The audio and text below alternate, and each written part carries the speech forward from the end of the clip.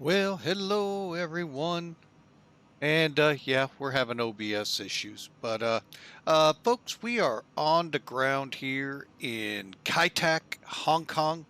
Hopefully this isn't going to lead to a lot of videos today. We'll find out as the stream goes on, but if it does, folks, realize we are recording this, so it will come out on YouTube here in a few days, and you'll be able to watch it, presumably without any interruptions.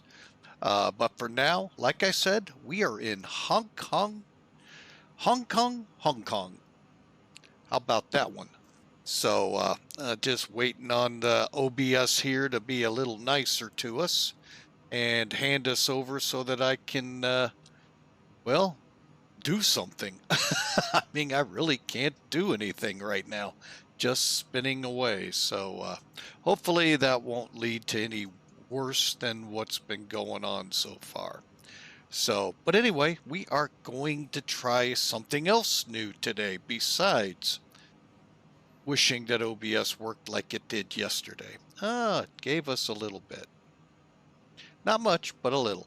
We are going to fly Sir Walter. What is your X-plane settings? If only that was the cause. But we will, go ahead here and bring them up. That's what we're running at here. We just had a flawless flight yesterday in Zibo. Today this will be third or fourth flight I've done since the A330 introduced an X-plane. Second flight, I think, since the update to the A330 with 0.5 release 1. But there you have it, folks. Those are my settings. OBS is just, Anyway, Sir Walter, hey, we thank you for the follow. Thank you so much, sir. Well, since you were asking if you're knowledged in the world of X-Plane 12 settings, what the heck is this one? Zinc plug-in bridge. I can't find it anywhere when I Google it.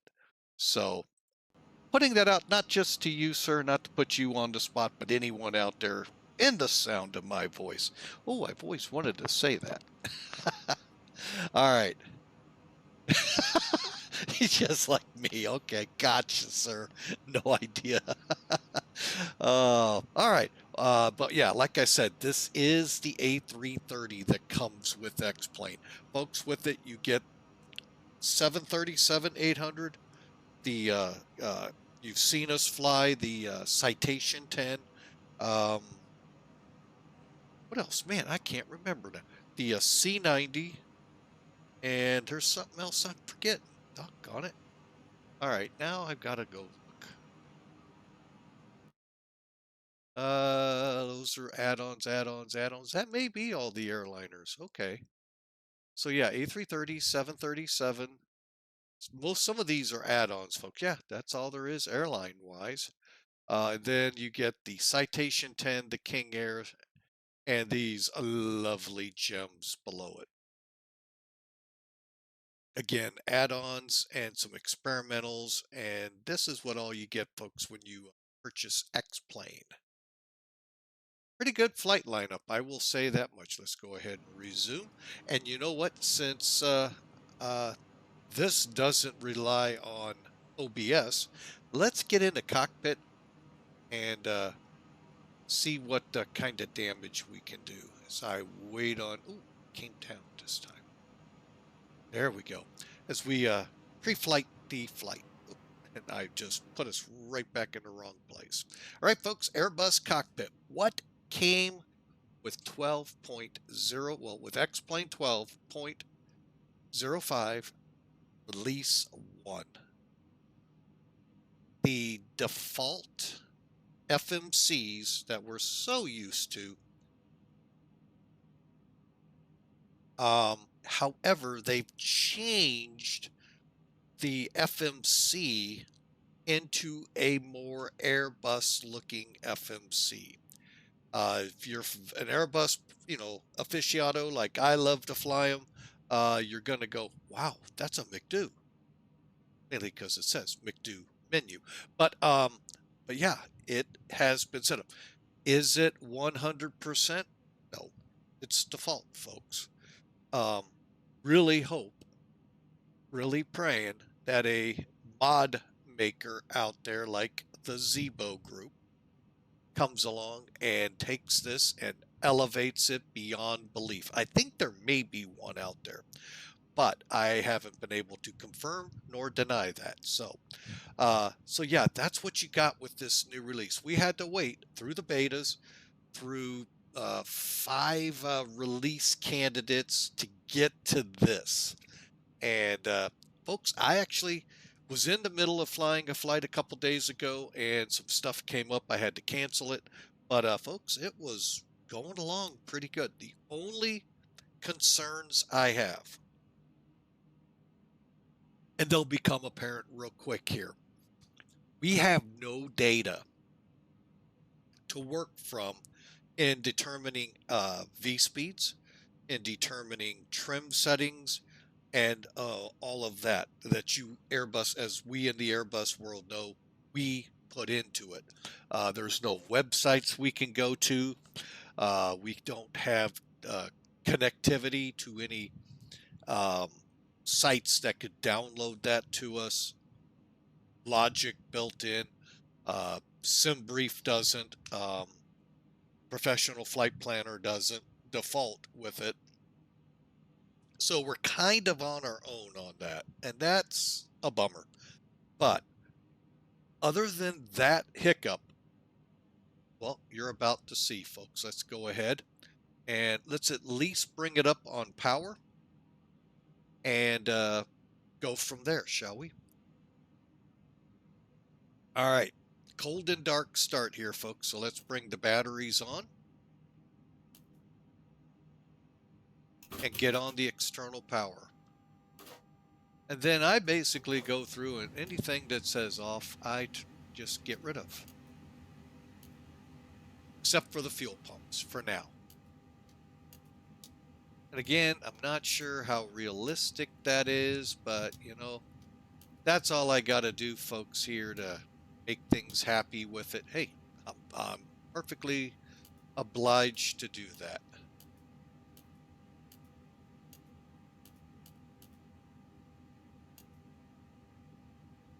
And yes, most things switch-wise do work. For a second there, I thought I turned something off. The sunlight. Also, the alignment process I do not think is real. So I've got one site that I use, folks, for performance, but it unfortunately is for an A330-200, I think it is. All right. So now we're powered up. We're on the external power. And like I said, I just go through and turn everything off. We also don't get a true alignment here. And I also find the calls don't work. But again, folks, hey, we're talking default here. Leave that to developers to come along now and help build this plane up. And there are a bunch of us out here have been waiting for this. I'm just getting some things set up for the flight. All right. And that, folks, gets us pretty much set up. Let me make sure. It seems like...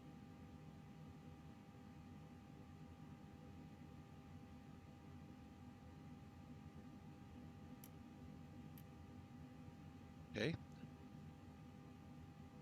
Thing seems to have woke up down here as well. This always cracks me up.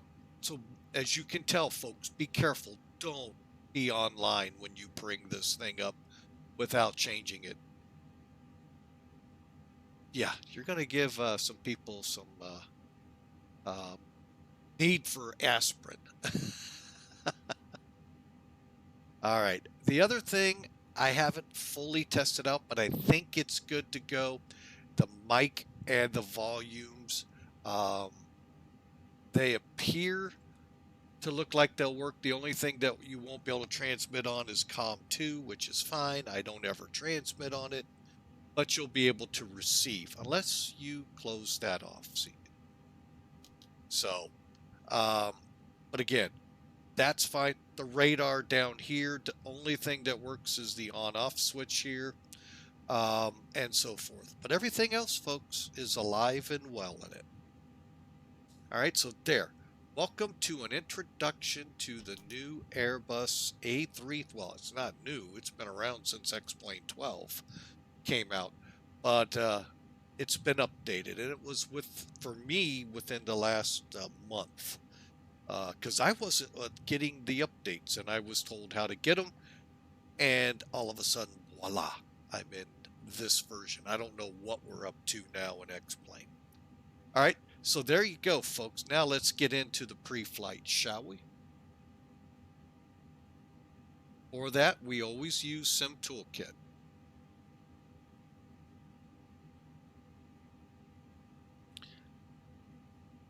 Now, let's get into one problem here. Okay. Coming out of Kaitak, and if y'all will take a look at Kaitak here, this was actually X-Plane 11 scenery free that I just brought over to X-Plane 12. It's been working, other than, you know, you get that little standard notice saying something's wrong with it. Ultimately, I haven't had any problems. I think there is a Kaitak out there for 12 now, but I don't fly in here that often. If I really do fly into Hong Kong, I do go to the new one. This airport came along around the turn of the century, folks. So Kaitak, there are great videos out there to show you the need for a new airport in Hong Kong and why that airport came to be, Chaplacock, and why Kaitak, they needed to get away from it. One, it's a tricky approach in here, folks, when you're in the weather. You're aiming at a checkerboard. It's the famous, you might have heard this checkerboard approach. You fly at a checkerboard, and then you turn. And then you hope you wings level on the runway. So literally, it's a little bit of a challenge. It's fun. I enjoy flying it when I can. But like I said, it was right downtown, right over the heart of the city, and God forbid a plane crash, it's gonna take out a lot of people on the ground. They had some mishaps with wingtips and engines scraping the ground, and if you watch the videos long enough, you'll see a couple of them. It's a tricky approach, folks, coming in 1-3. 3-1's a piece of cake, just straight in off the ocean. But 1-3 was that tricky turn in. So that's the need and the why it's no longer around. Building up to what I'm about to say. Now, here's the funny part.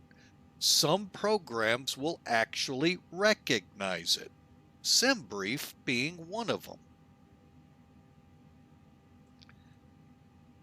VHHX is the call sign for Kaitak. And you can set the flight up here, not a problem in the world. Okay, here's where the problem comes in. The databases on most aircraft, I can't speak for them all, do not support Kaitak. So you have to adjust it. And what do I mean by adjust it? You basically tell the FMC you're leaving VHHH, or as I like to say, VHHH. And then put in TH, whiskey, Kellogg, and then right on out to NVAR. You just have to be a little manipulative with it to get it to do what you want. I don't know what the departure for 3-1 would look like, because you're going to have to basically do exactly the same thing you did coming in 1-3 to go out 1-3 or 3-1 and hook your way out. So, but I've yet to run into that one. So that's the little trick to this airport. The other is Folks, you don't get the LDA localizer signal to track. Some of the nav aids used are no more. It's pretty much today, if you're going to fly it, a visual approach. So with all of that in mind, let's take a look.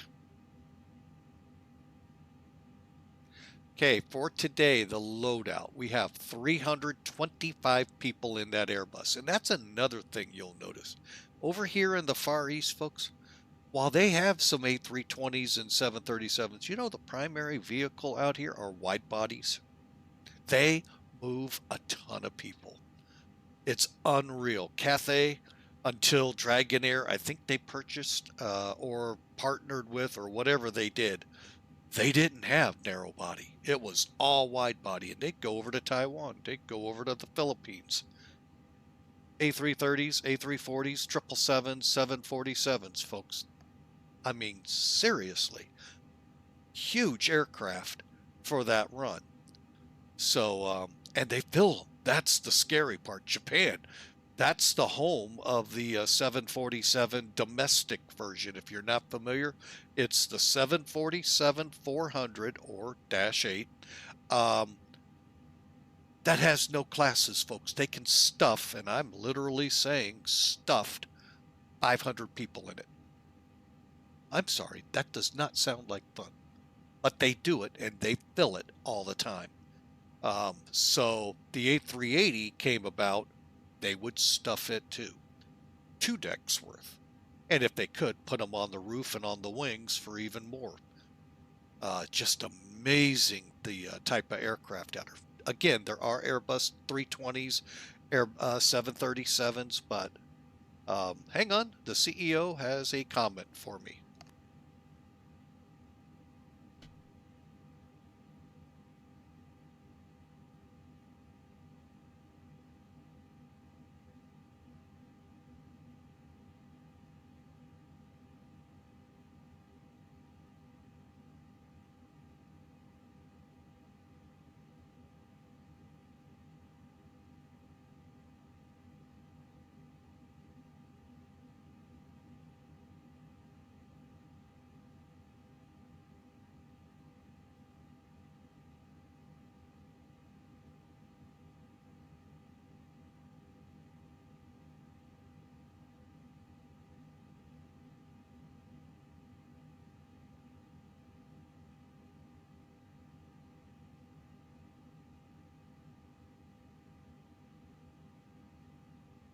All right, folks, very important information we needed to discuss. I'm on a 48-hour work shift at the firehouse tomorrow, discussing what am I going to take to eat. That's a good reason. So anyway, that's another interesting, fun thing about flying out here. If you're a wide body lover like me, I love the heavies, folks. This is where it is. I mean, solid. If you love the narrow bodies, Europe and US, but if you like flying short haul heavy aircraft, come to the Far East. They got routes for you like you won't imagine. Again, today's route will be 325 souls. They've all signed their NDA, so they won't hold me accountable for how bad the flying will be. Payload of 74,700 people, or probably feel like that back there in the back, but no, 74,700 pounds of payload is what that translates to. And our zero fuel weight before we put the fuel in the plane will be 355,400 pounds. Quite a heavy plane for well, it's actually not that short. It's about a 2.5 hour, 3-hour run. So cost index is the company's 80, and we're going up to 39,000. Another interesting thing today on the route. There has been a super typhoon making its way towards China just north of the Philippines. We'll show that here. I think we can show it right here. Let me see. Is it? Yep, right here is the outer edge. It's going to scoot across northern Taiwan into, I haven't seen if it's going to hook, for Korea and Japan, or come ashore in around the Singapore area, Shanghai. So I'll get my geography right yet, but don't count on it. So there's our routing, and stand by.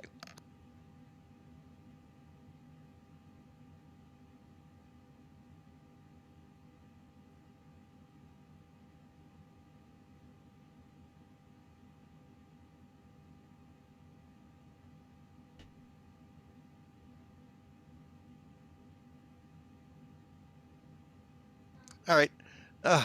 Downer, no pork steaks. Ugh. Would have been good for work tomorrow, but oh well. Anyway, so yeah, you can see what we have kind of in a generality. Here's that super, although it kind of looks like it's breaking apart a little bit, but is kind of early in the season, so that could be why. But anyway, so we'll be skirting that as we head up towards. I'm going to attempt this, and I'm going to get it wrong. Hang on. I need something to help me out here. You know, anything that Fukuoka or something like that is where we're headed in Japan. Basically the southern end of the big main island. And this, folks, again, Sim Toolkit, you're seeing a lot of stuff here, folks. It's free, the actual program itself. This part isn't. This is charts, which you can purchase with your SimBrief charts package, so that you get worldwide charts and you get your FMCs updated in every monthly cycle that comes out. So when you come across the flight plan and they put out these weird looking stars, you actually probably find them. So, but here's the kicker. Look here, it doesn't accept VHHX, but yet SimBrief did. Smack yourself in the head, folks. It's like me. I'm like, what?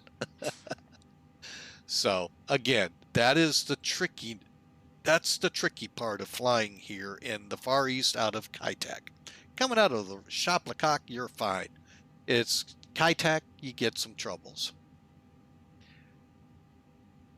But we showed you ways to get around it. Same thing inbound, folks. If you set your plan up in SimBrief, look at it, and then plug your FMC to some degree to follow that route, guess what? You kind of can fly it, but still you're not hooking on like you really would like to do the checkerboard. And there really isn't a good solid checkerboard out there, but that's okay. But this is the flight, folks. So enough jibber jabber. Let's actually get into and dig our fingers into this plane, shall we?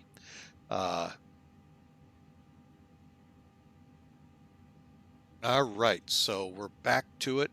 Let's see what kind of, well, let's first, I like to make sure we're at a minimum on arc on both sides, he says cautiously. And then through the use of Sim Toolkit, I'm sorry, correction, Sky Vector, I get the Q and H's here. But we start off from a familiar point that I'm used to. I think everything looks to a point I'm okay to continue on with our pre-brief, or our pre-flight here now. And what I'm going to basically refer to are the A319 from Tolis. It's a really good checklist I have. Most every Airbus, if you look at this one carefully enough, folks, you're going to go, yeah, they all look alike. And some people say, well, that's why I don't like Airbus. There's no variety. Well, there's a variety, all right. You just got to find it. And in this one, there was a big one, if y'all didn't notice. A320, A319, while this panel is here, we don't deal with it, do we? Unless you know you're an A3, a real pilot. Otherwise, we don't touch up here. We turn these off. We work down here, and in here, of course, But really, we don't work the hydraulics. But this shows you the green system, the blue and the yellow, all of which we have on that screen down below in the middle. So, all right, so let's do it. We're going to start walking our way. Well, actually, let's start walking our way up from the bottom here. Parking brake set, spoilers down, flaps up, ignition switch to normal. Engine master's off, transponder set, radar is off. Now these, everything but the 1 and 2 switch here for the system do not work as of yet. So you don't have to worry about turning these on, turning this off, moving this to here to there. They don't work. Transponder, it does work. Just be careful to come online with it not squawking 7,000. All right, moving up. Actually, we move up here. Landing gears down, 3 green. Parking brake was set. We got the main door open. You cannot open the baggage doors as of yet, unless you all know the secret recipe for how to make it do that.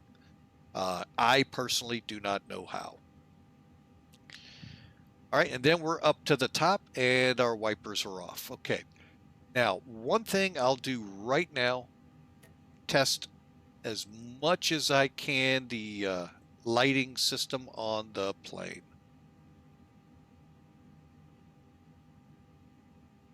Good thing with Airbus, you can do quite a bit. And I got most of the lights here and all the lights there. So, you know, that's good. The MD-11, not so nice to us. And you know what? We'll put those. Turn the dome light. I turn it off by day. It's pilot's choice, folks. Nav lights 1 and 2. Real quick on this, there's 2 light bulbs, folks, out on the wingtips. Here, let's just do it real quick. Down and dirty. See if we can see them.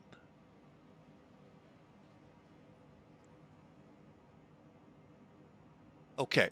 See how you got the green light lit up here? That's number 2. There's number 1. And exactly what you just realized. 2 lights. So if, say, I've got number 2 on in the cockpit, the pilot tells me over the little walkie-talkie, hey, system 2's on. We're not getting the left side lit up or right side. Switch to number 1. Oh, now we got a light. Good. We're good to go. And of course, there's your strobe. Real quick, that's really all it boils down to.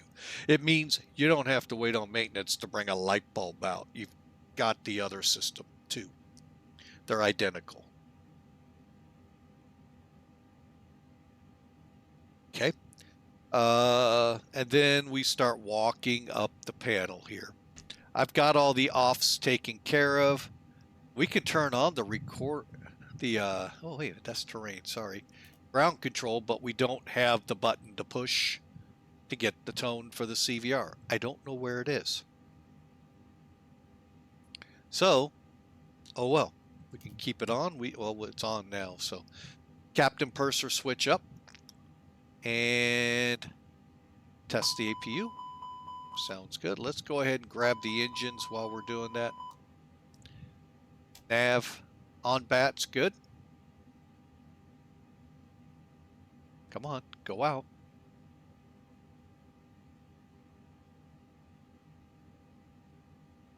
I say cautiously.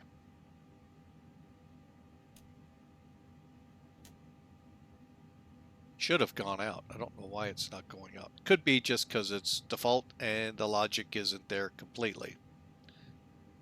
All right. And now we can come down, make sure we're basically set up, and then we'll get into fueling it and getting ready for the flight. I thought maybe that might get rid of it. Okay. To fuel it and prepare it, just go to your weight and balance. There is no EFB for this plane, folks. Payload for the day is, oh, what are we running? I said 74,750. So just put that in here. 7 4750. Enter. Fuel for the day. 48553. Enter. And now you're fueled. Now, a couple things you're going to look at and notice that you're not accustomed to in most aircraft. Crew rest.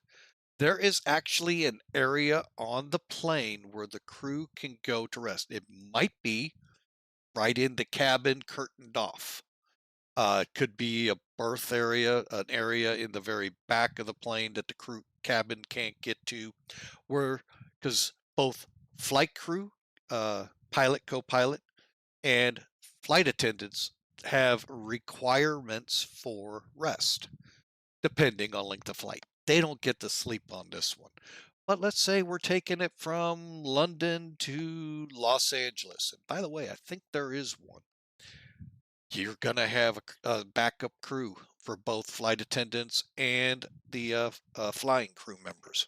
So you're going to have both. So you have to be ready for it. Apply. We get to see the beautiful Airbus again, and then we're back. And then come up here real quick, go back on this.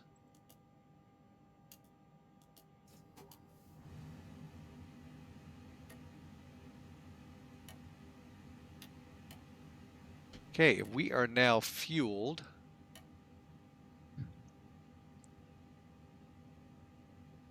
And we're in kilos. Why are we in kilos? Hang on a second.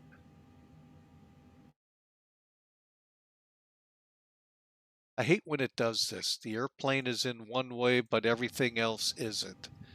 It makes things hard to plan on. So that should be close. And I'm going to not go with that statement. Bear with me. Convert kg to lbs. Got 2220 or 020.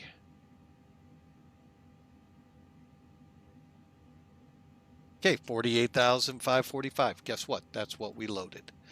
I'm happy now. I don't like trusting. I had a load as a trucker once, folks, that I didn't catch was in kilograms. 40,000, I think it was 44,000. Okay, fine. That's the right number. Didn't pay attention to kilograms. U.S. requires commercial trucks like mine to be under 80,000 pounds gross. I think the dispatcher came up with the number 90 to 100,000 pounds I had on the whole truck, because 44 is basically you double it, so that's 80 kilos, 80 metric tons on my truck. Yeah. Oh. Yeah, that was bad. And we couldn't get back to get rid of it, so they cleared me to go. And then we worked out a route so I wouldn't potentially see a scale. That was not good. Bad driver on my part. All right, anyway, so we left off with fueling, double checking. So we've done the APU checks. Speed brakes, probe heats. Let's get back up there for the probe heat. Probe heats are right here. Anything dark usually means they're on. Otherwise, they'll tell you. Like here, we want them off. Okay, fuel pumps coming on. Then we're going to kick over the APU. Just like any other Airbus, folks. Wait for the flap to open. And away we go. Bad attitude rated in with 4 fuck 'em and bad attitude. Thank you for the raters. And yes, this is the default A330. First time, I think, on stream, if not first time with the MCDU setups for the FMCs. All right, so the flap's open and starting it. Well, welcome in, Raiders. We thankful to have you. Love you to click follow if you're so inclined, and join the family here at Flying with Mike. All right, we're just waiting now for it to fire up. I don't know if it makes any sound. Hang on, let's find out.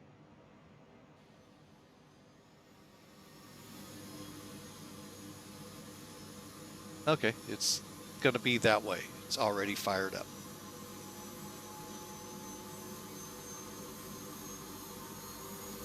Oh, it is.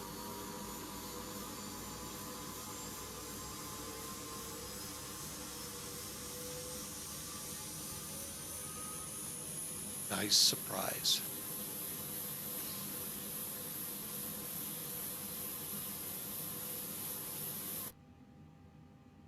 All right, we're available. Says available here, so we can come up, click the bleed on, and that should take our packs. And the engine bleeds are ready to come on when the engines are turned on. Same with the gens. Outstanding. All right, so we'll come off the external power and proceed on. Fuel pumps are indeed on. Hydraulics are all, and folks, you'll, again, raiders coming in new to this plane, you've got a lot of off switches to turn off by just coming into the plane. The other warning is make sure your transponder, don't immediately go to VATSIM. Make sure you're not squawking 7,000. So even though that's technically not any emergency stuff, but you never know. All right, so we've got that, and we are ready to kick over to the FMCs. And unfortunately, the ACAR system is very limited here. But again, we're default. Hey, this is the first version with the MCDU layout. Okay, verify your nav database if you update. Notice the next one, folks, 15 June. We got the Trents on board, and we're going to go to the init page. Now, this is that quirk I told you about, folks. The nav databases on these planes do not have KITAC in it, VHHX.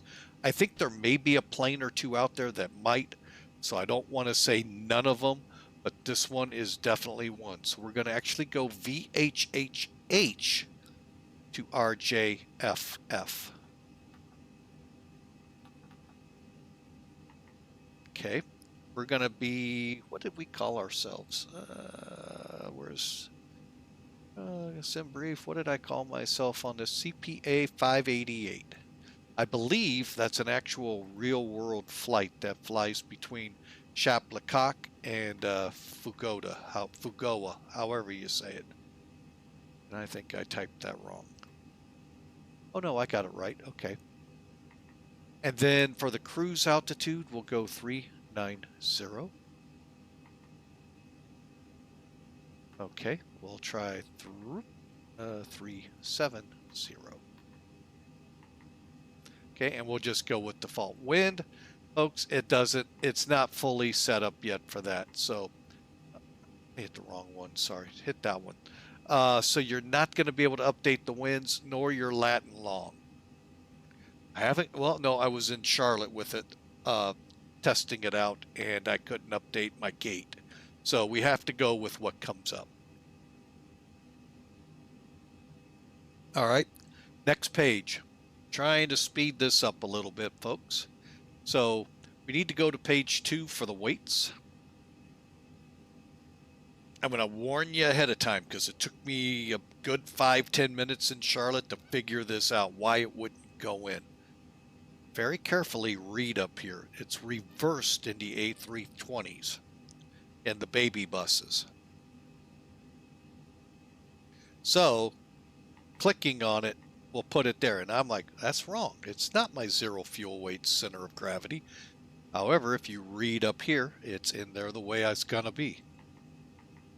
Okay, 20, again, it's in kilos, and I don't know how to change it yet here, folks. So we have to go with what we got. All right, so we'll go to flight plan now. All you got to worry about is your departure, and I would say let's just throw 7 right at it and insert. Okay, because we're not going to use anything else off of it. We probably didn't even have to go that far. But I'll go ahead and give it a runway. So for today's flight, let me bring up charts. Let's do the standalone program. If yours truly would have had it ready to roll and forgot to, just firing it up. Okay.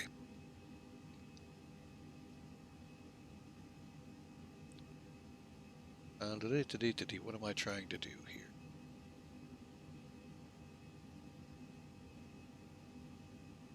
Okay, there we go. All right, so we're going to put in TD. We're basically coming off where Kaitak was, folks. Let me look here real carefully. Right here was the runway, okay? So you'd fly off and then go direct TD. TH was what it actually was back in the day. And it's still there, but yet you can't, it frustrates me. You cannot pull it up in any way. So we'll go direct Tango Delta. And yes, there's a million of them. Hang on, I have to get SkyVector to help me on this.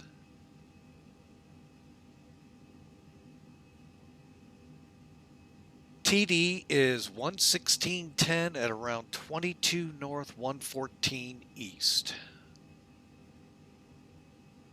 Oh, isn't that just nice? It's not even close.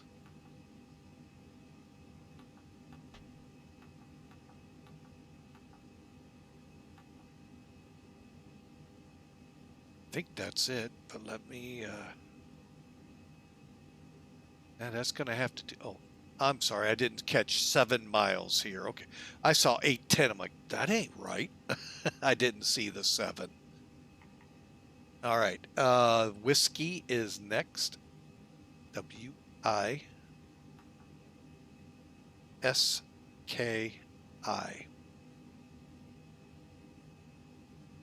Or S-K-Y.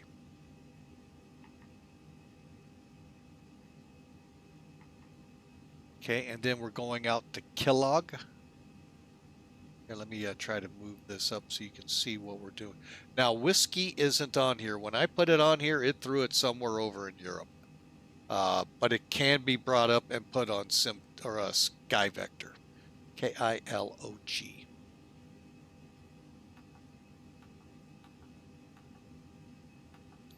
So as you're seeing, there are ways, let's do proper English, of fooling the sim into where we are. Because what we're going to do on takeoff is we're going to go direct whatever fix.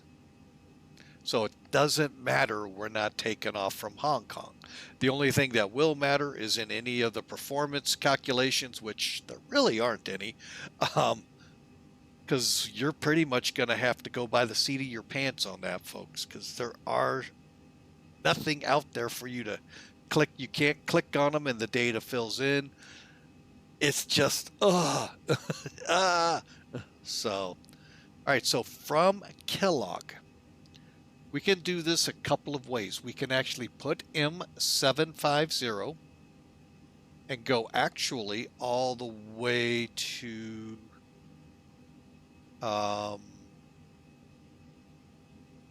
MOMPA, which is south of Japan, before we hook up to get on the arrival for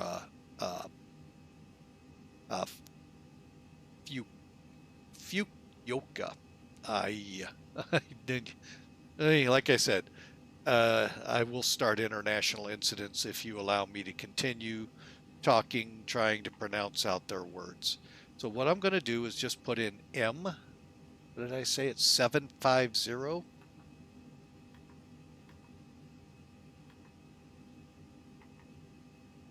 And we're going to go all the way to MOMPA. MOMPA.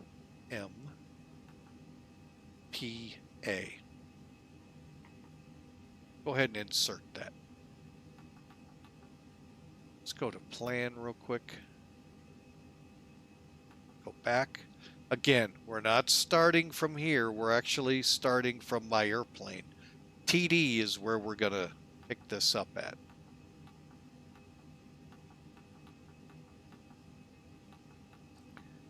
passing over Taiwan, out over the Pacific to Mampa. Okay, now from here, go ahead and get rid of charts. From here, well, you know what? Let's bring SimToolkit in. It's a little bit more versed. Okay, so you can see with SkyVector here, we're going to go Yankee 25 to IKE, and then in on the Malt SW, and I forget which runway we're planned for, but so let's try that here. So Mampa, and I said Yankee 25.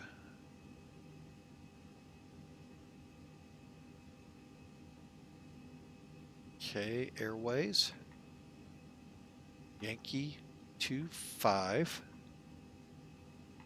Gonna head up to IKE VOR.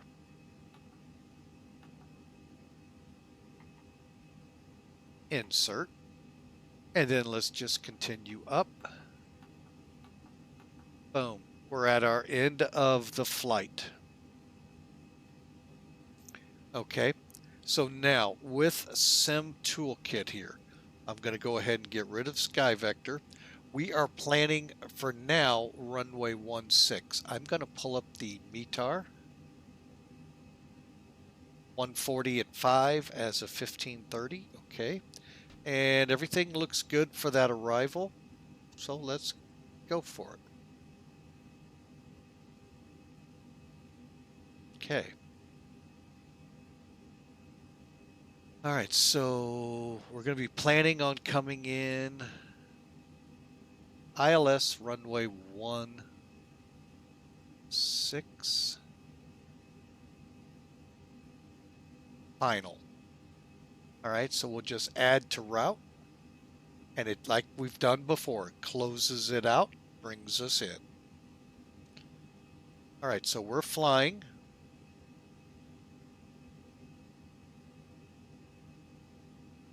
All right, what's the difference here? RNet, that was supposed to be an ILS that I clicked on. Hang on, folks.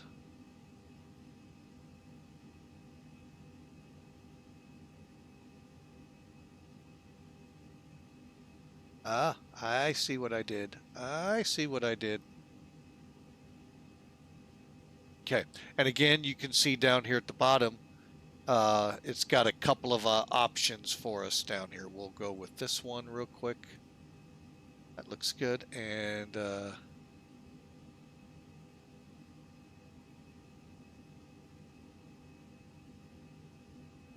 Alt SW.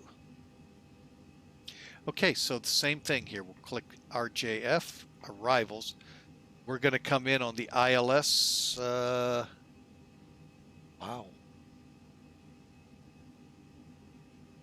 Hang on.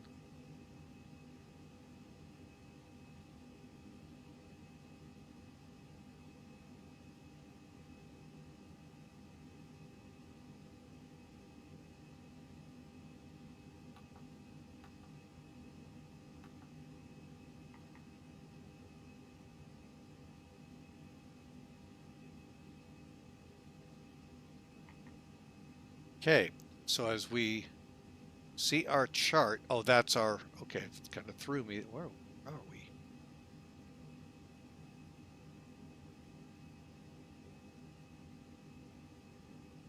Okay.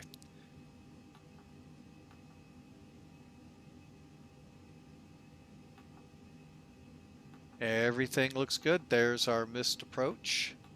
Out to ISE. Where's ISE?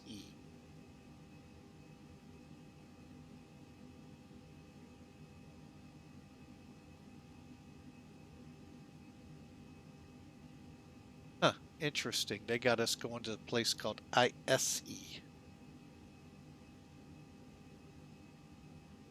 Oh, it's this one. Okay. All right, so there you go, folks. There is our route in its entirety put up here. We're just not going to be flying a star from Hong Kong. We're going to be coming off Kai Tak. Okay, rad nav page. All looks good. Heading up to perf. And like I said, see, can't just do that.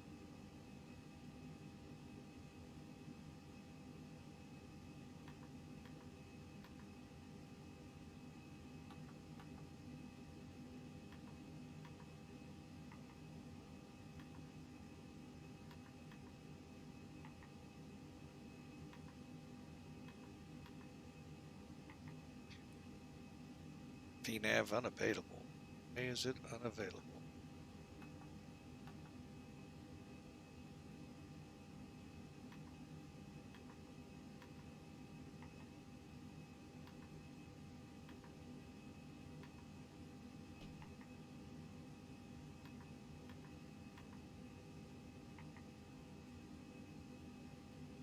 Oh, probably because of the airport. That's probably why. We're not at that airport. That's probably why. So we'll see what happens in flight. All right, we've got this part's the hard part for me. We're gonna go, first off, we can't even look up Kaitak here, so hang on.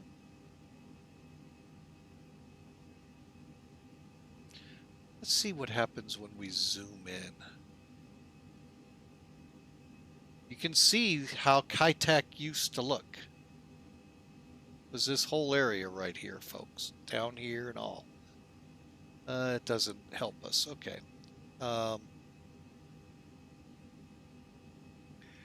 It's a 9,400 foot. Let's go flaps 2.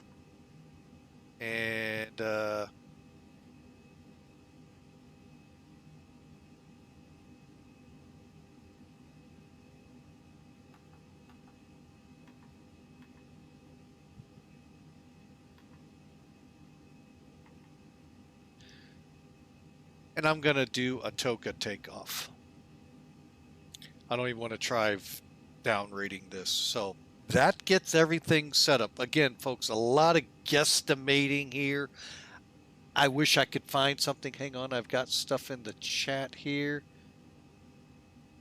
Want a performance calculator? Ooh.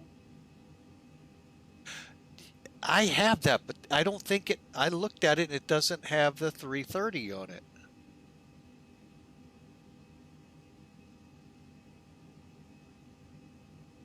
Let us see. One more check. It gives me a 330-243. Doesn't get up to the weight of the 330-300s. So, I mean, it could get me closer, but I don't know if it would take VHHX. Let's find out.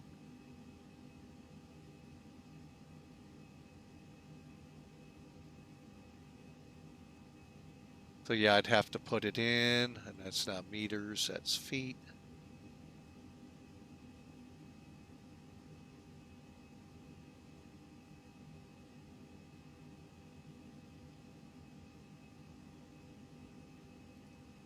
So, I mean, we can give it a shot. What the heck?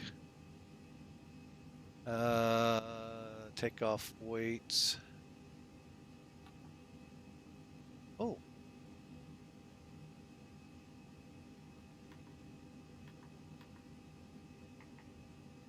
Maybe that's why we couldn't get it.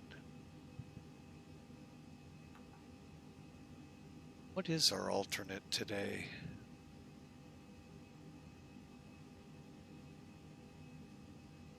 RJFK, okay. I've seen that on other flight plans.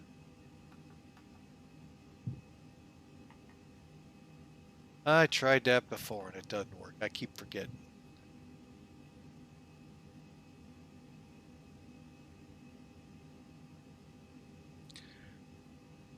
All right, we'll give it a try and see how close I came here, even though it's a 240. And knit, second page, takeoff weight 185.3.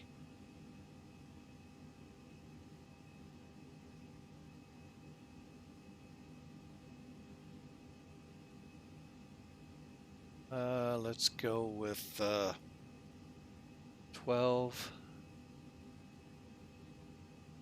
Okay, let's go with 18.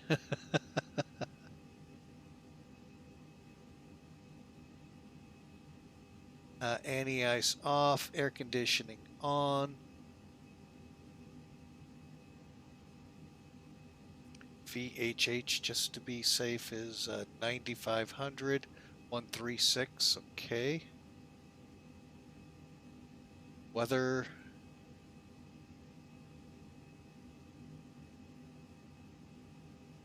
Oh, I lost my page. Where'd it go?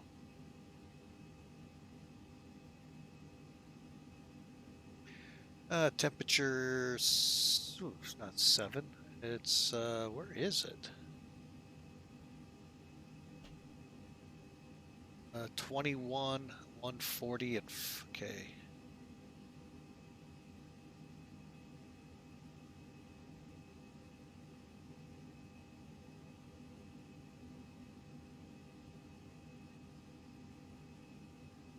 And QNH.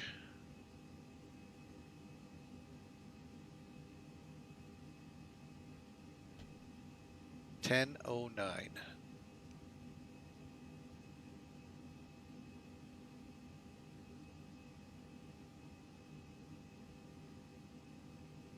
Gross weight out of range.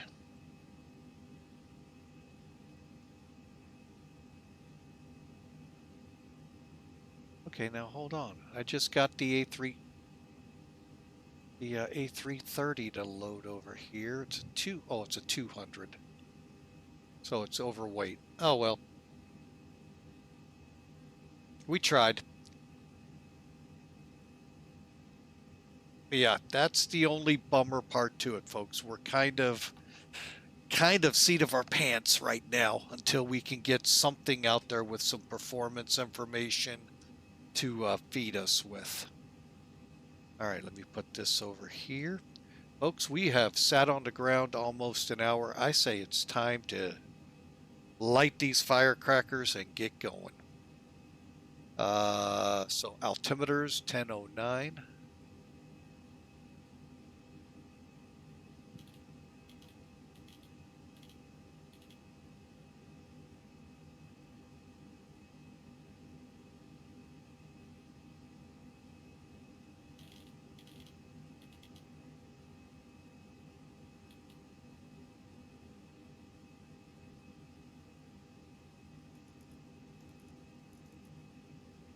Okay, and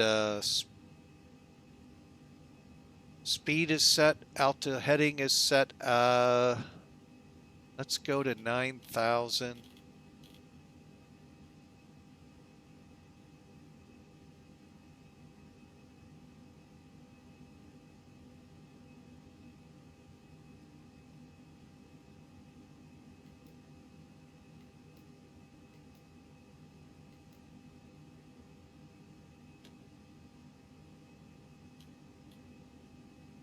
Initially, LS constraints, and anti-skid is on, nose wheel steering as well. Auto brakes are off, switching panels. 12 o'clock on each of those 4 switches right here, folks, means they're in the auto position and ready. And we're ready to give her a try. What the heck? Hang on here. Let's get Sim Toolkit out of the way. I forgot I'd left it up. All right, so we are set and ready for see what we can do here. Let's put this on flight plan. And I'm going to go ahead and start my ACARS program. What the heck? Let's get some credit with Mac Air.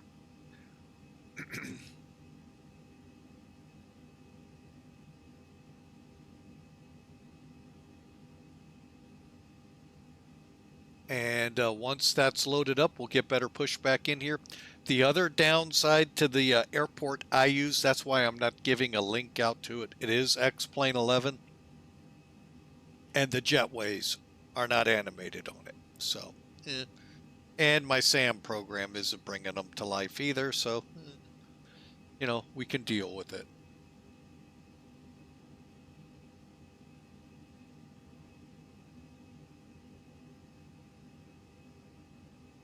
All right, I am kind of baffled. I thought oh, I know what I was waiting on. My bad. All right, where are you, leg? There you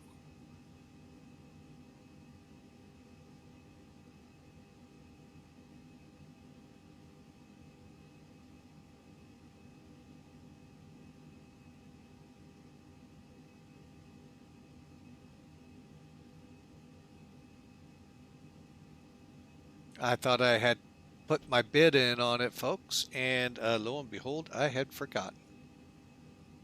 370. We'll try for 9 as programmed, but it's not letting me at the time. Bid is in and refreshing. There it is.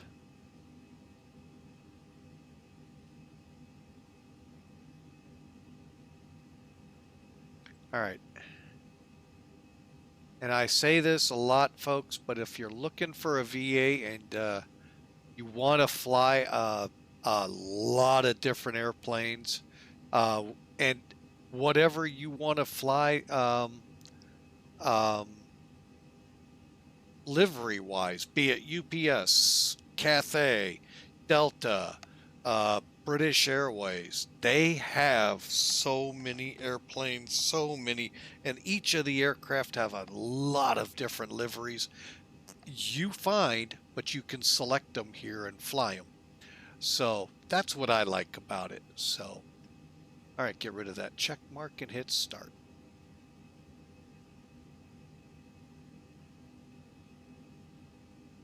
All right, so Hawker 125. Yeah, Mike should start another VA. Not more than likely gonna happen, folks. Run 3, and I don't know if I want to go for a 4th. A lot of hard work, and sometimes you feel like, well, it was not. Anyway, I'll leave it there.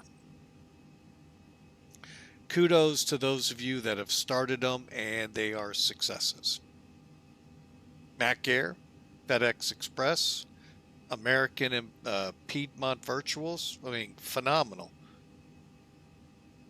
It is what it is. So let's crank it up. First thing, door closed. Okay, clear. And beacon, seatbelts. Right, and we are ready on that front. Interesting, being a default aircraft, you don't have to worry about starting or hooking up or disconnecting ground parts or ground power and chocks. So you are ready for pushback as soon as we call the tug. X-Plane 12 Hong Kong is one of those places they've enhanced the scenery for. And let me back off here. You can get a good look. Again, this is a scenery that I had in X-Plane 11 that I brought over, and it works great. But yeah, look at I mean, just unreal, folks. Hong Kong around it. Out about right in here, or maybe just beyond this building, is where that infamous checker box is you aim for to make your turn. I highly recommend this, folks. If you're all going there, I'm just bored. I don't know what airports to fly.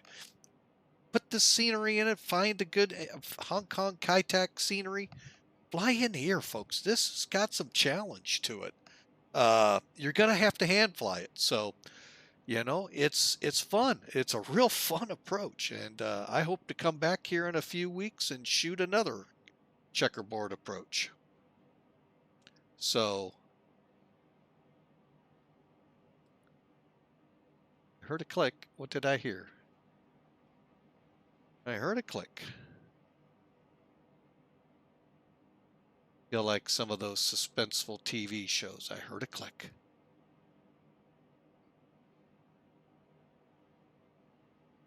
I have no idea what happened.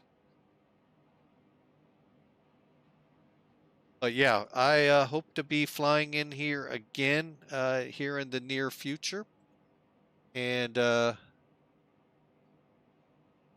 from there. I'm just looking to see if any of my stuff tells me what that click was. All right, well, we're off and running, folks. Let's call better pushback.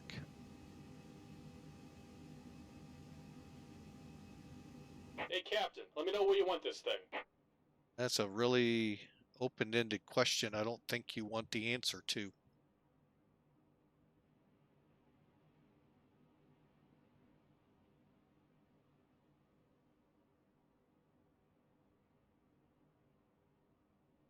You know what? We're just going to do it this way.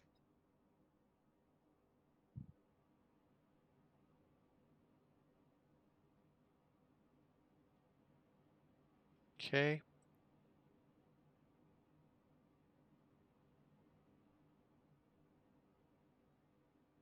Great news, Captain. Your tow's coming. Will it come from the sky or will it come from the ground? Who knows? You weren't with us a couple of streams ago. Came across the top of the building and dropped in right in front of us. That's why I said, where's it going to come from?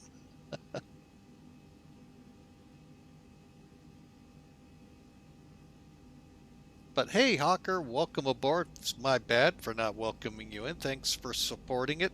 Raiders that are still here from Bad Attitudes Raid, hey, appreciate you being a part of Flying with Mike. Welcome aboard. And of course, Bad Attitudes here. Giving us some great information as always. All right. Looks like the doors and hatches are closed and we're ready to connect. You know, I've had the doors and the hatches open and the chocks in, and he still says they're ready to connect. Yeah, pretty well tells you they got their binders on.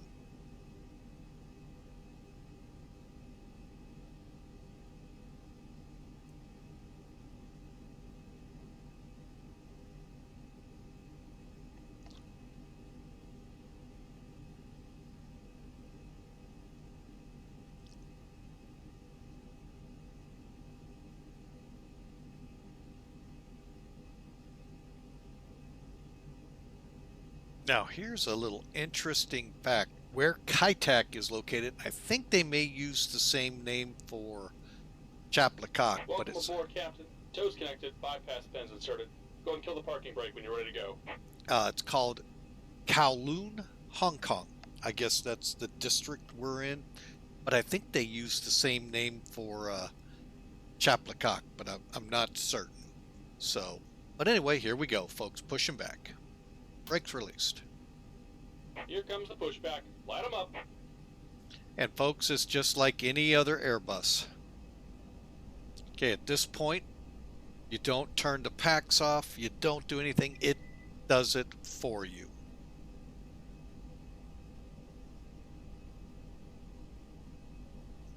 All we got to do is move the switch over to ignition. Come up here. Make sure we have the air pressure up, and then let's go ahead and start up number 1.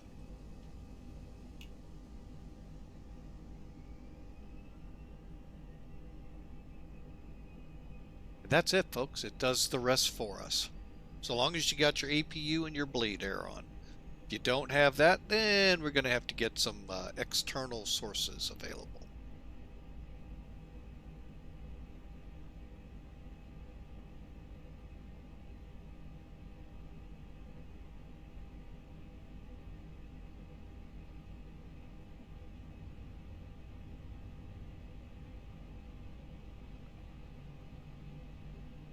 Another spectacular day here in Hong Kong.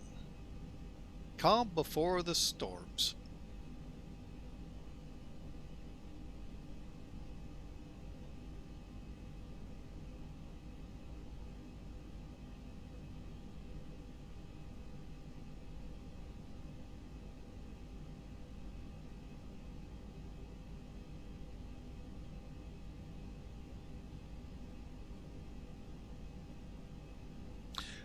Oh, I forgot to come on ACARS or VATSIM.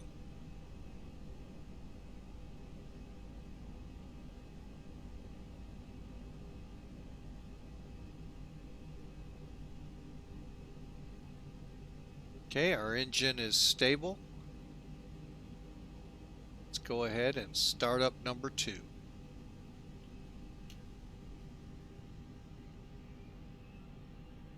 Just about done here. Go ahead and set your parking brake. Brake set. And we're disconnecting the tow. Give me just a moment.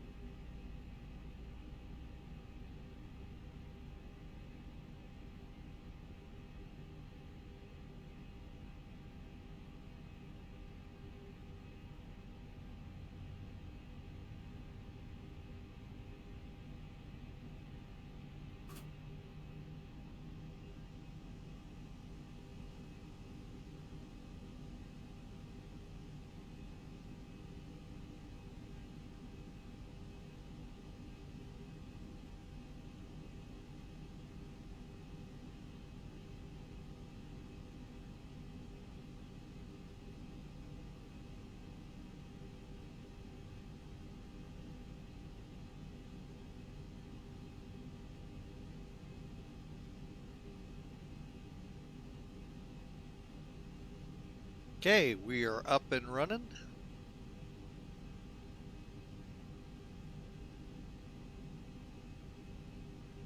Cabin's ready. All right, so let's go from here. All we need to do now is put the mode selector back to normal, straight up. Ground spoilers arm. Got to get the 2 and arrows. We're disconnected. Signal and pin on the right. Take it easy and have a safe flight.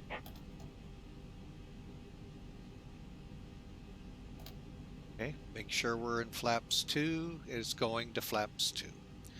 All right, pitch trim. Kind of hard to do here, but we'll give it our best. We'll go with that, and we'll work from it. Oh, and while we're here,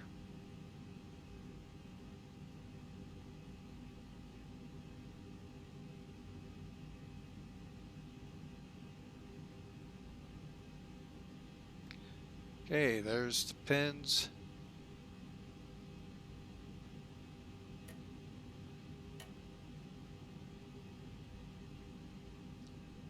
Okay, we'll recheck our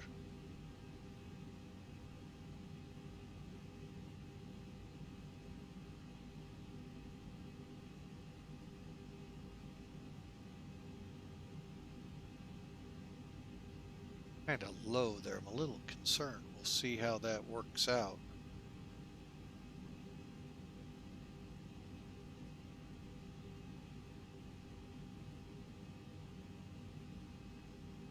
Unless that's because maybe it's part of the flaperons, maybe.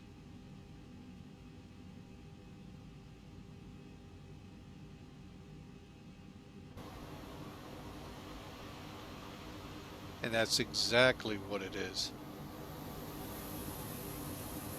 See how our flaps are, our ailerons are deflected a little bit? That's because of our flap setting. They'll still move up, but we're relying more on the spoiler to help turn than we are the ailerons. Okay. And continuing on, APU can be turned off. Burst off the bleed. Okay. We can't arm the slides, but we can get the timer started.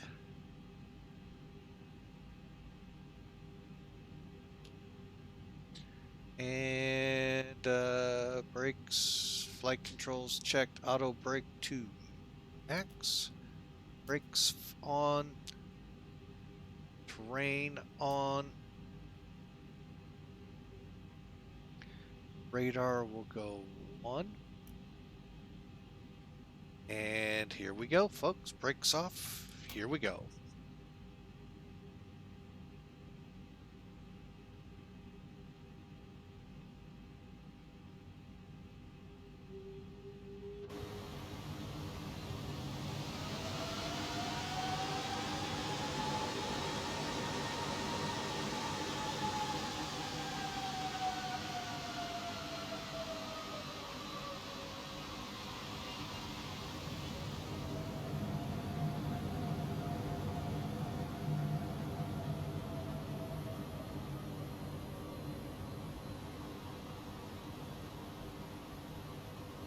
And you can just see the route we're taking, folks. Basically right around the corner, right up to the runway.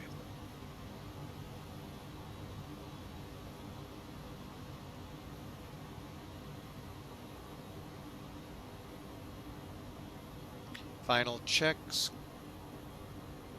are once we get on the runway.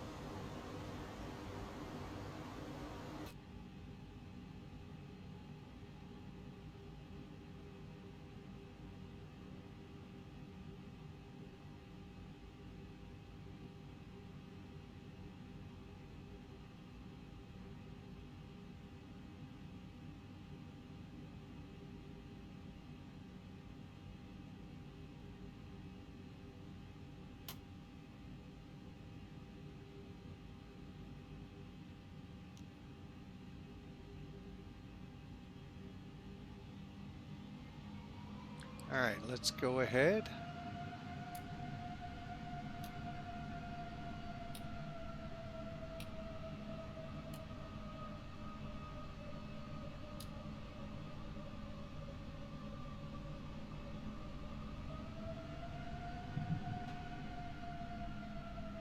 Contact traffic, Cathay 588, heavy, departing runway 13.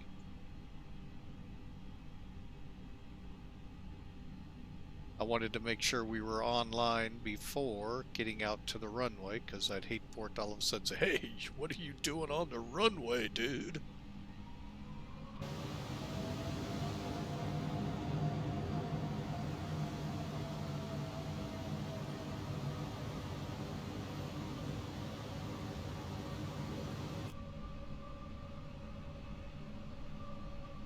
Okay, and we're just about ready. We'll, not knowing everything, we'll kind of roll over this way a little. Get us as much of this runway as possible.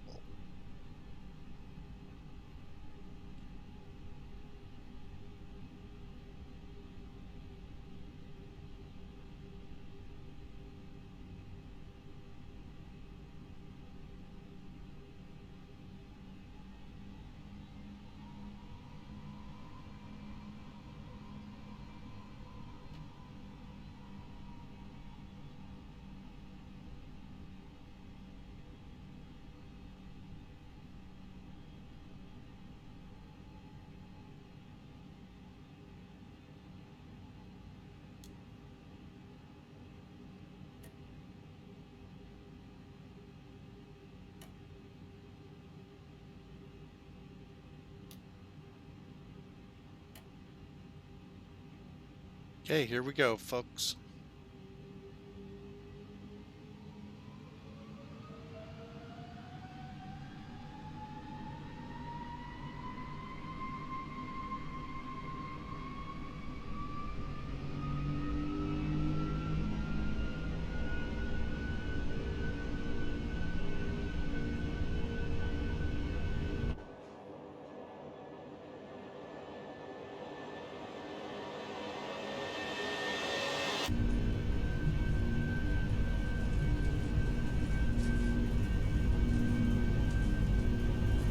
V1, V2.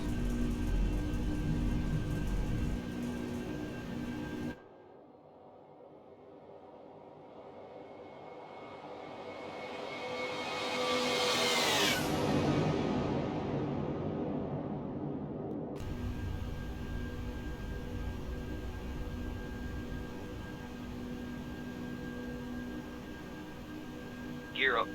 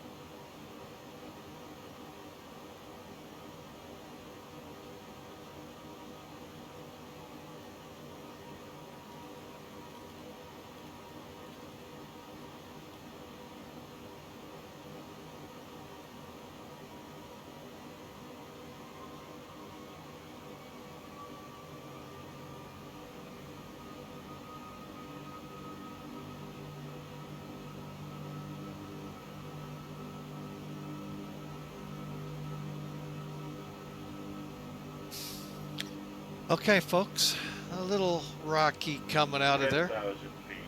Let's see if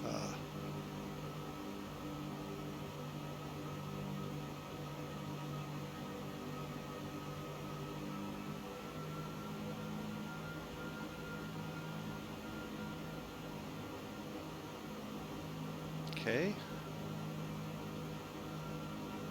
Be honest, I'm a little leery until we get past whiskey. Going back into managed.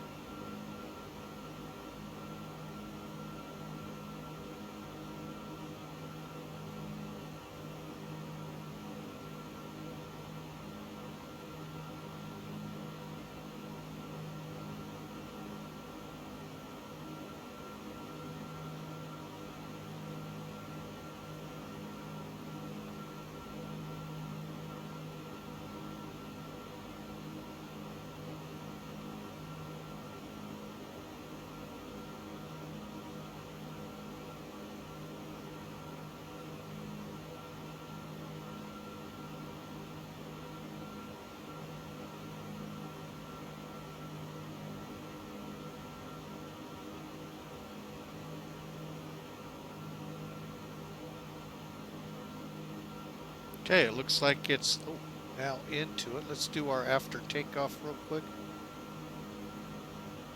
Okay, normally we get this and we can pull up or down, but it has to be the 2 arrows. Okay, we're set there. Finally, auto brakes are off, gears up, flaps are up, 280 on the speed. Folks, we're out of here and headed for Japan. So, hope you enjoyed that little bit but shaky first actual on-stream run with it to anyway, to be honest. Let me turn that down.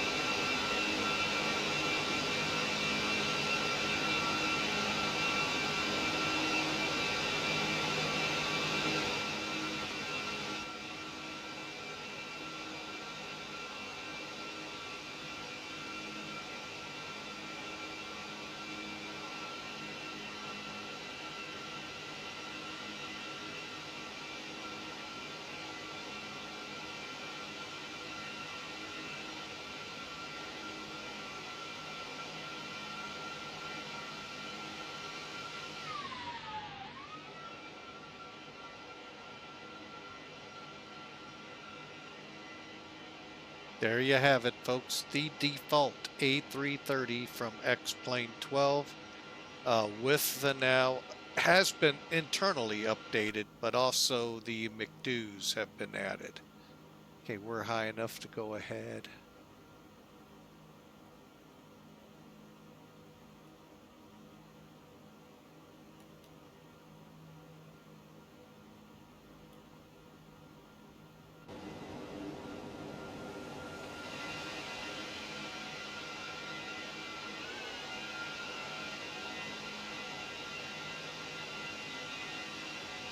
Feet.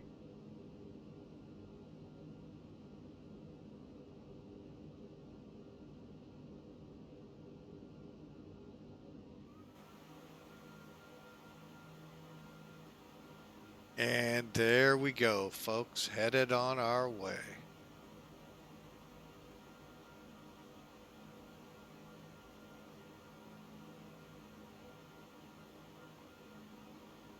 Oh, that one didn't change.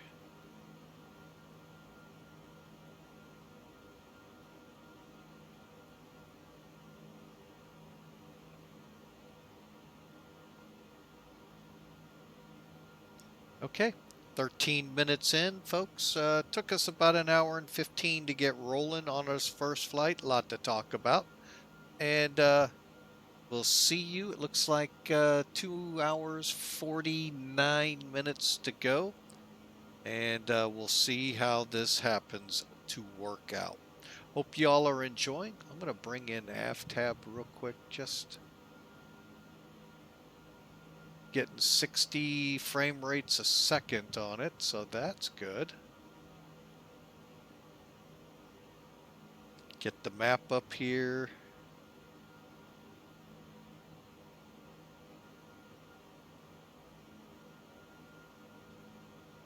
And by the way, folks, this program is also free. It's a free plugin that you can have with your flight sim. You can see it's got a nice map with it, a few other features. In the chart area, you can put just that, any checklists you may have, or other files, airports, routes, so forth. So really, overall, a great program. And, you know, it does give you in program an idea where you are without having to hit maps all the time, the M key. But there you go, folks. The A320 is on it, or A330, my bad, on its way to Fukuoka. It's about as close as I'm going to get, because if I go any closer, I could be saying words that aren't fit for streaming. So, all right, enjoy the ride, folks. What you see there as the route is what SimBrief did bring up till I modified to put in TD Whiskey Kellogg. And then Kellogg is actually where the M750 starts, and it'll take you all the way to Mampa. So, and you can see we are getting a little bit of return to our off in our southerly coordinate there. So we'll see how this looks when we get up closer to that super typhoon, and if it's even in range, who knows.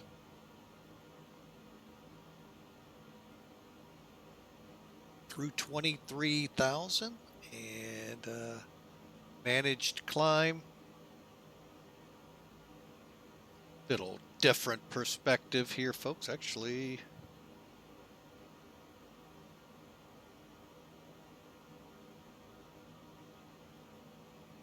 that is the right perspective. I just thought I'd done something wrong, but yeah, that's straight up. Okay.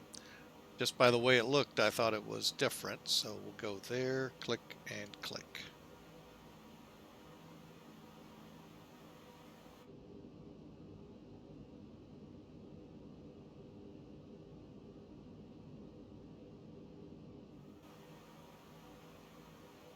Okay. So why don't we kick off some music here, folks, and you all can enjoy the ride over to Japan.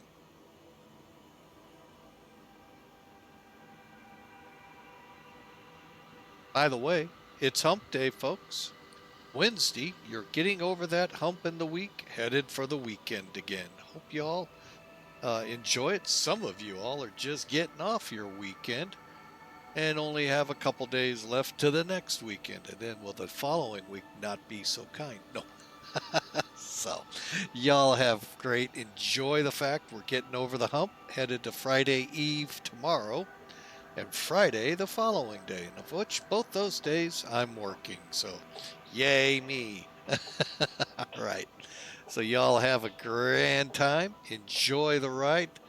Thanks again to the Raiders from Bad Attitude. We appreciate you coming in. If you're new to the stream, smash that follow button. Love to have you aboard on future flights. If you happen to be catching this on YouTube, which this is just basically a rebroadcast of this, minus the live side of it, check down in about, well, first off, click subscribe, ring the bell so you know when we get another video posted, you'll be able to watch it. But if you click down into about, look and see our Twitch channel. Come on over, see the schedule, and join us live. We'd love to meet and greet you here, folks, and bring you aboard the family here on Twitch. So enjoy the ride, and we'll be back talking with you here a little further on down the road. Or in this case, down the airway.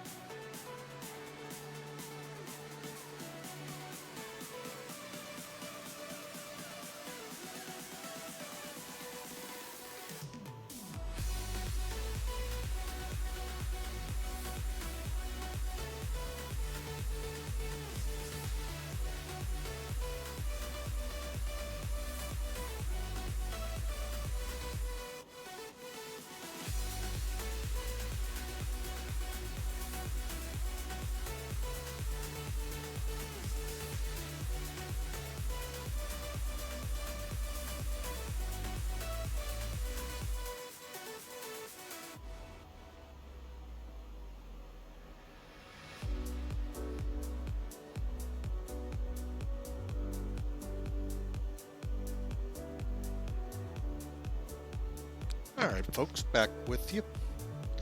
Again, we're thankful for you to be part of Flying with Mike. And we're just going to continue on. I believe we are approaching Taiwan. Well, to the south. Actually, approaching Envar.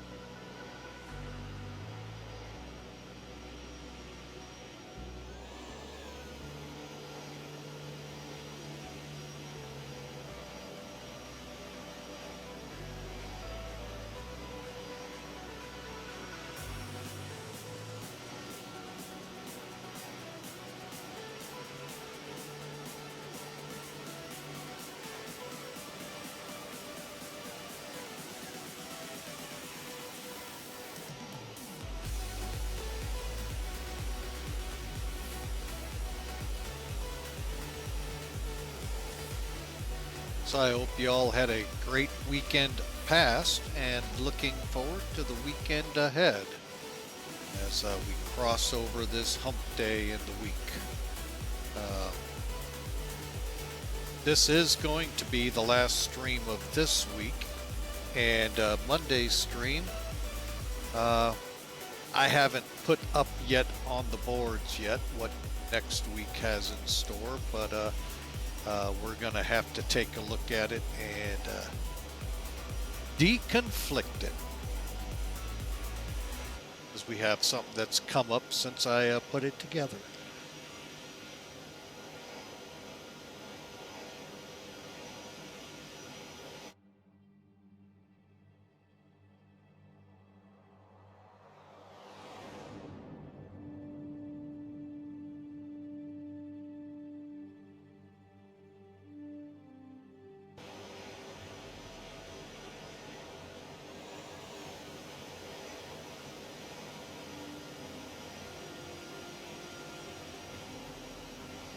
So, I hope you all enjoy the ride. We've got about 2 hours ahead of us before we get up to Japan, and a super typhoon to possibly be able to look at. See how X-Plane is going to depict those. So, because that season starts, oddly enough, folks, not tomorrow. It is tomorrow. June 1st. So, folks in the southeast southern states along the Gulf and along the Atlantic, it's one more thing to think about. What will you do if one comes knocking on your door? Already had one, believe it or not a hurricane or tropical storm, not even a depression, but it was an investigation by the National Hurricane Center that occurred in January. So we're already one up in the season. Possibly could have had a system come into the Carolinas. We'll find out if they're delayed again and calling it something. You all saw the infamous pictures and testimonies of people aboard a cruise ship. Same system, estimated 80-mile-an-hour winds. There were reports I saw of meteorological spins to the system which could turn it either subtropical or tropical. That's on them. But yeah, they may have dropped the ball yet one more time. And another storm system in the Gulf to keep your eye on. So we'll see.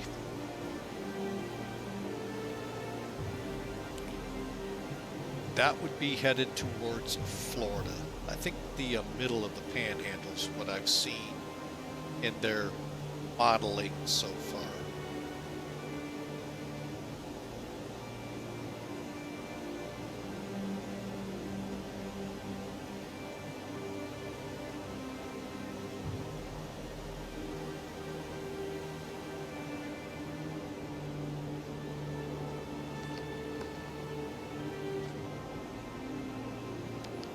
So we are just going to kind of cruise on up here to the northeast toward Japan. We'll pass Taiwan and some of the outlying Japanese islands, to include Kadena, Okinawa, places like that. So I think Kadena and Okinawa are the same. But, you know, not 100% sure.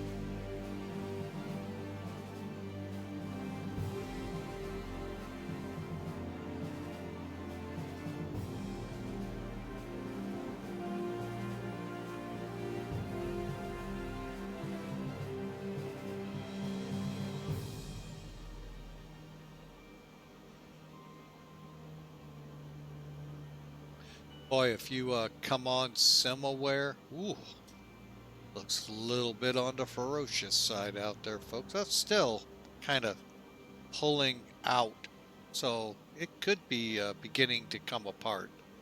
But it's got a pretty good typhoon headed the northern, towards Taipei International. Whether it hooks or not, I don't know how the dynamics work out in this part of the world. But yeah, good size eye looking to it, and the northern shield is pretty heavily flanked with rain, and yeah, it's a impressive look.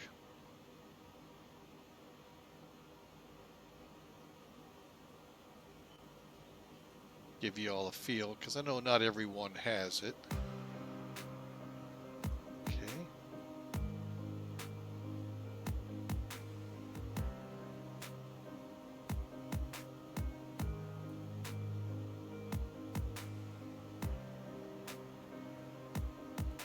This is what I've been talking about out here. East of Taiwan. You can't miss it. It's the big blob.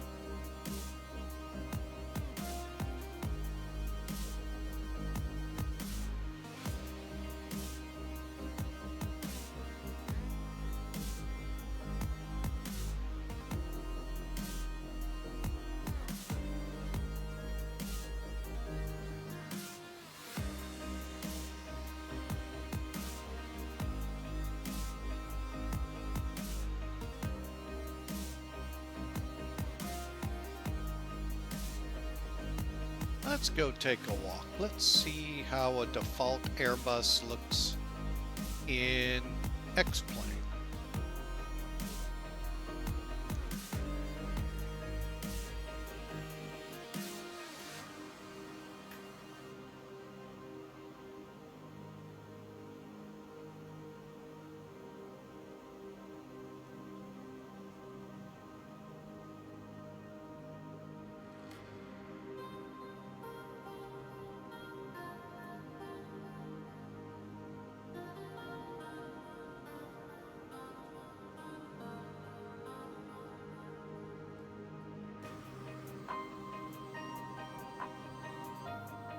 Looks pretty good to me, folks. I don't know about you. The fact they took, the time to put in a full array for the passenger areas, I have to give them kudos for that, folks. As we proceed into the cattle section.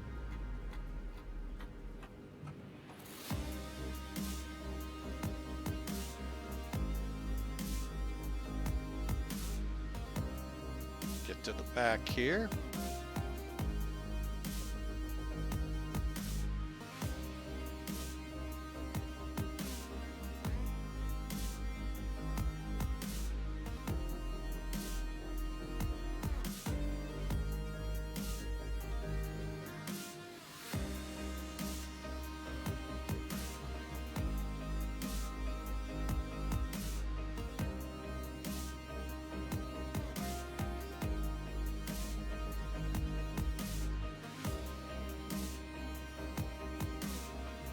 A lot of crew members to handle this many people, folks. Going through, well, let's stop here, see how this section looks. Wow. Pretty nice, pretty snazzy.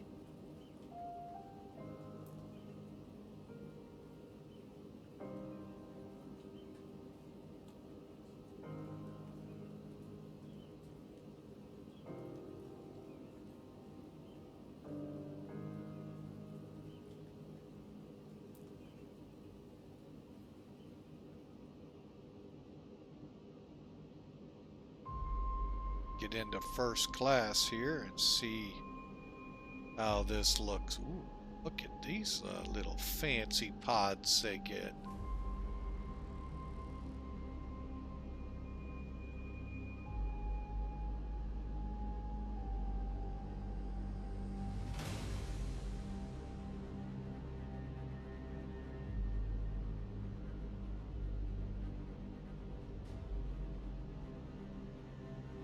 And we're in the front galley area now.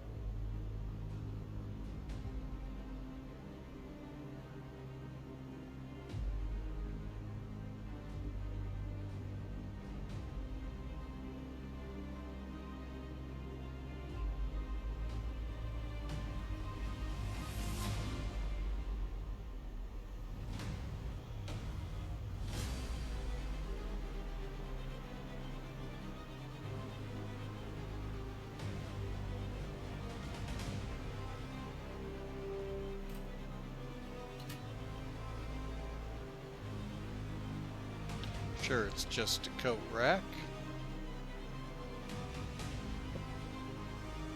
Now, one thing I know on some of the heavy aircraft,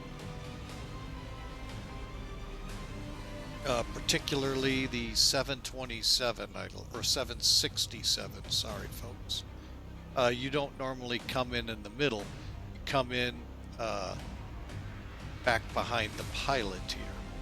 You have those two rows, you know, that we went up and down. Well, you would come in back here. This would be a wall, and then over here, you'd see another door, but it doesn't lead to the cabin. It leads to a berth area for the crew, the off-duty crew, to relax, rest before their shift. So, don't know if Airbus incorporated that in their designs, but I do know we have to be cognizant that they could be hiding there.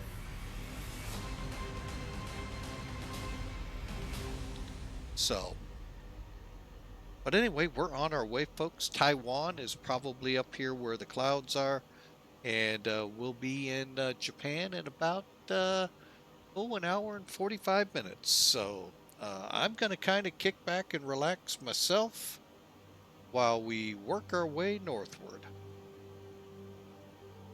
And I'll be monitoring the voice or the chat here on stream, and we'll go from there. So enjoy the ride, folks, in the default A330.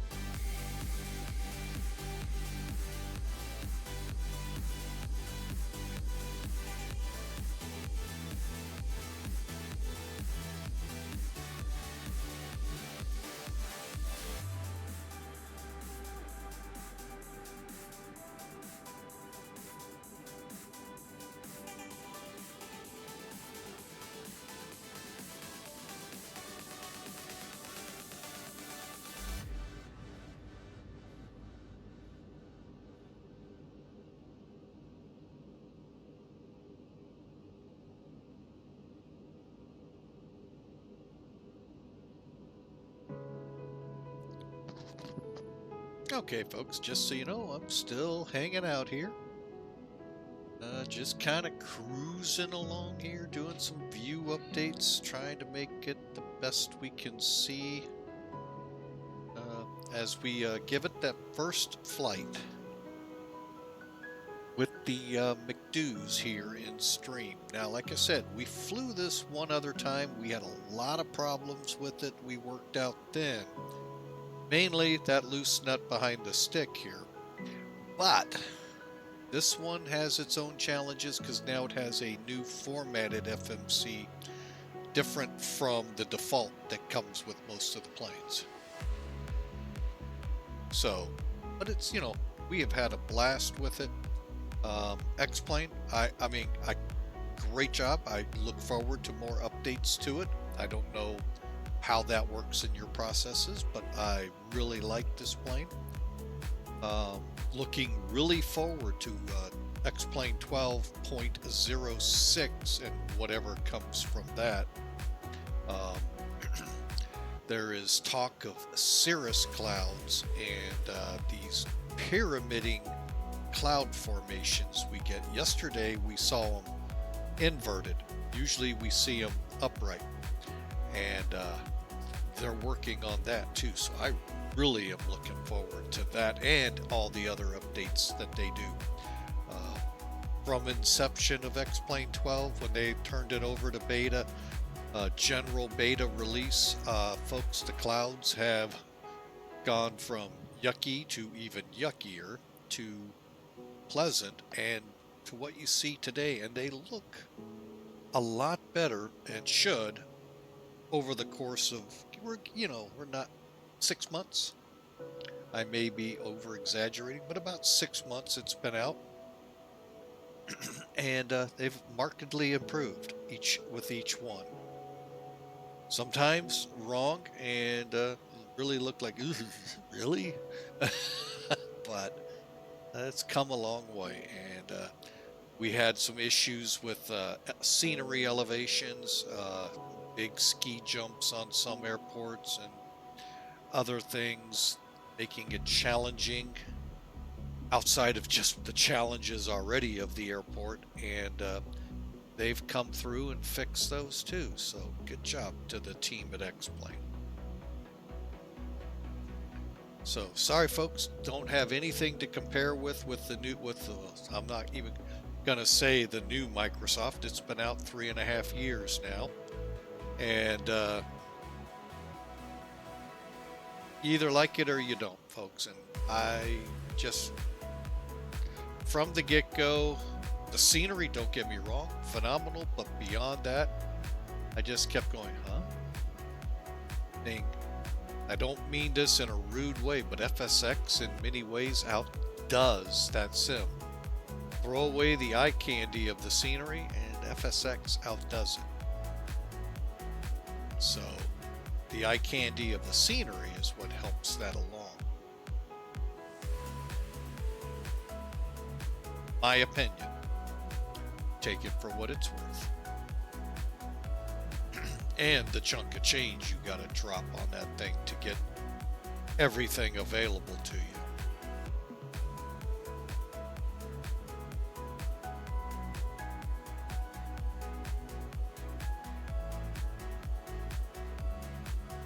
Today's flight, folks, just to give you a comparison, the simulator for X-Plane is about $60. It's a lot more than that for Microsoft. But what you've seen, minus Kaitak, that's what comes out of the box, folks. That's how I like to fly this. So when you come in here and you see it flying, and you're going, really? Yeah, I don't have ortho in here at all, unless it comes with one of the 3 sceneries I have, and I don't think it did with any of them. I take that back. Might have with Philadelphia. Beyond that, folks, it's straight out of the box. So what you see scenery-wise is what you get. Like Microsoft, X-Plane enhanced 12 to 24 cities. Oddly enough, St. Louis was one of them. Thank you guys, my hometown. Kind of. Some days I don't want to claim it that, but thank you. Um, so you saw Hong Kong. That was another one. The scenery at Kai Tak, that was added. That's not there in real life, and in real life, and in the release of the sim. So, and we went through all of the, pluses and minuses of Kai Tak. So we're not going to go through them again. Other than to say you can fly into that airport, folks. Now, granted, there are no nav aids. It's strictly VFR flying into it, but it can be done. We showed you one way to do it. Now, again, you're not going to be able to hook onto an LDA to know when to turn in and all of that good stuff, but it does a good job.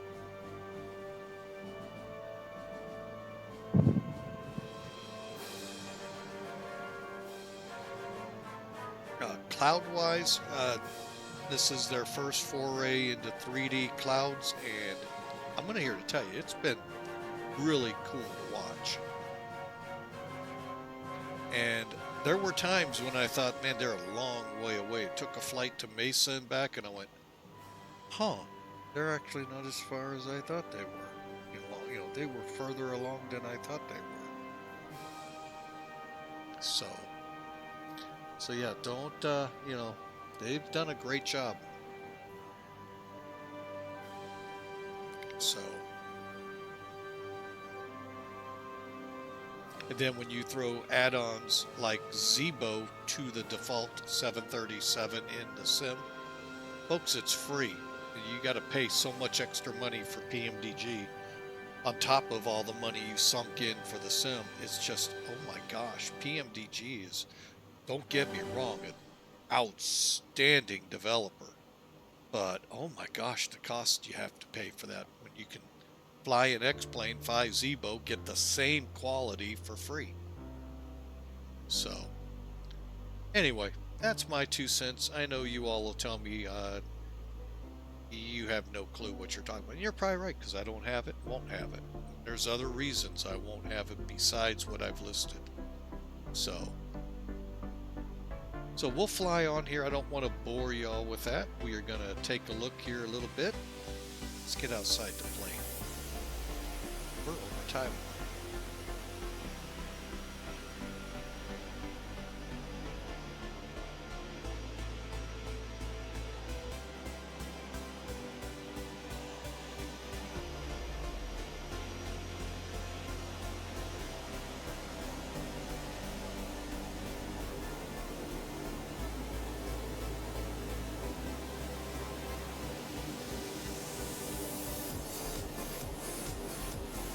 And we're also, folks, getting to the fringes of that super typhoon, or typhoon. What I thought I saw at some point was a super typhoon, but it may be coming apart a little bit. So we're getting into the outskirts of it here. So it could be an interesting year when the hurricanes come along.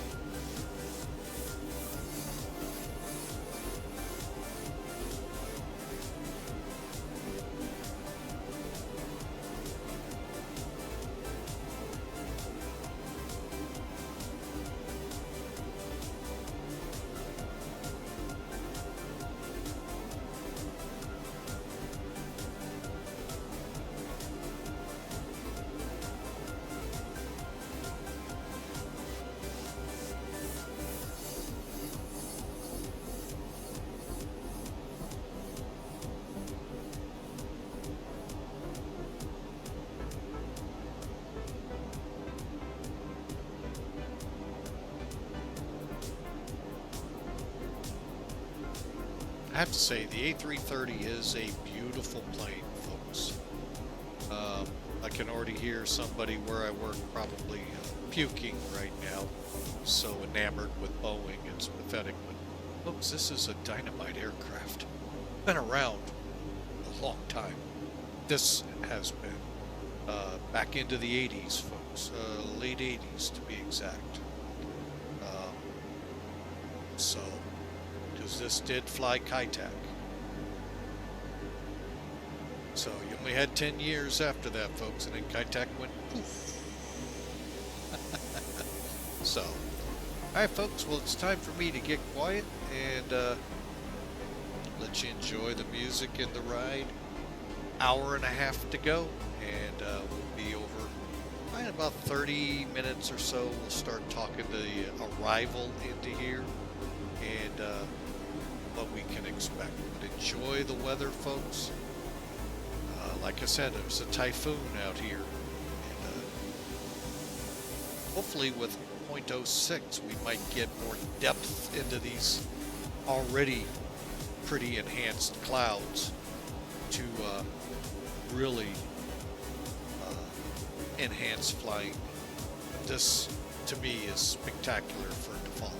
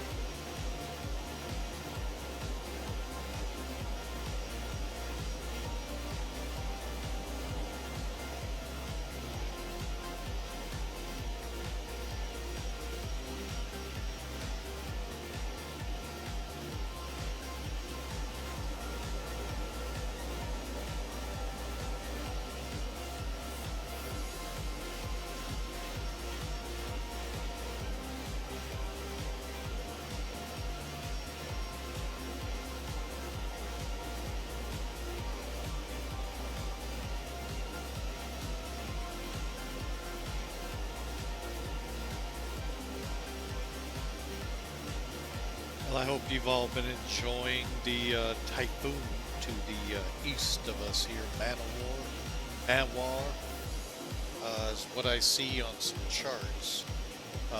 But still packing a punch, so wherever it's going to end up, keep an eye on it, folks. Northern Taiwan, you're getting it right now. Can't tell if it's headed for Shanghai or it's going to hook and hit Busan, or we're headed eventually. So, and will it still be? We'll see. But just watching the clouds too, folks. Just looking great out here. Now, is it looking like what you would expect with a tropical storm? You know, not really. It's default weather, folks. I don't even have X-Enviro on. I need to get with someone to make sure if there's any settings and all that I need to set to get those correct. Active Sky, I used to fly with that religiously back in the early 2000s with a century of flight. What a program, folks. But just a little too pricey now for me, and I don't really fly the Hurricanes like I used to with the C-130s. I can't find a good one in X-Plane. That's the downside. But again, you probably can't find one for Musfuss either, so, you know, hey, not much difference there, but there are good counterparts. But folks, I hope you've been enjoying it as much as I am. I'm going to get back on to QT and let you all enjoy the flight as well.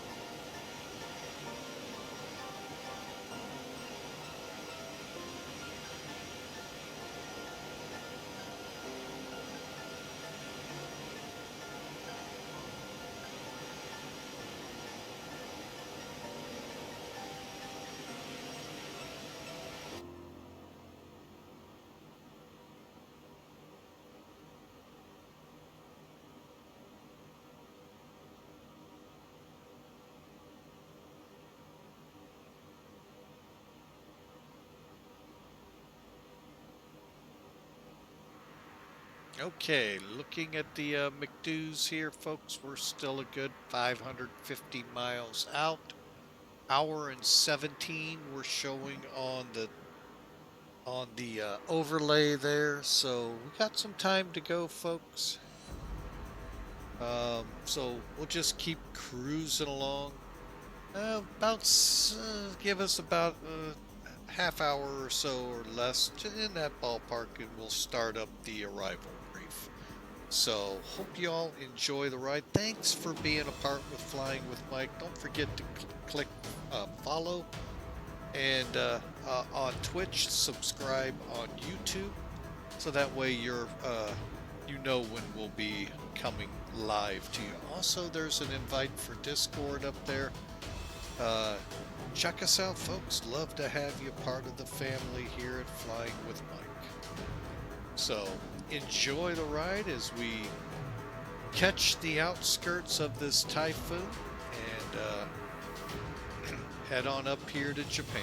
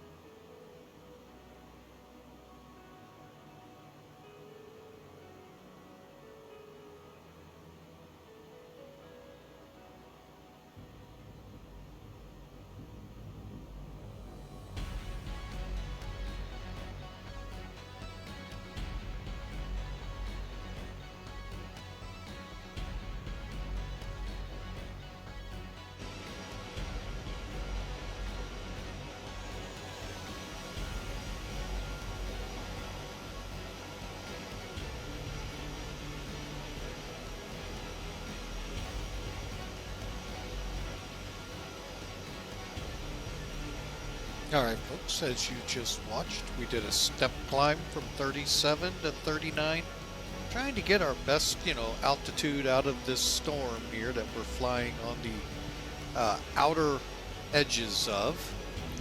Some really good clouds at play here, folks. Now granted, they don't, they're not a solid column as you would expect, but boy are they phenomenal for default weather. So we'll just keep trucking it on and see what we've got ahead of us here. We're at about an hour out of Japan right now. Let me come back into cockpit here. We're showing in at 450. This is probably the best point to do this. Oops, I didn't mean to hit that key. It was this one I wanted.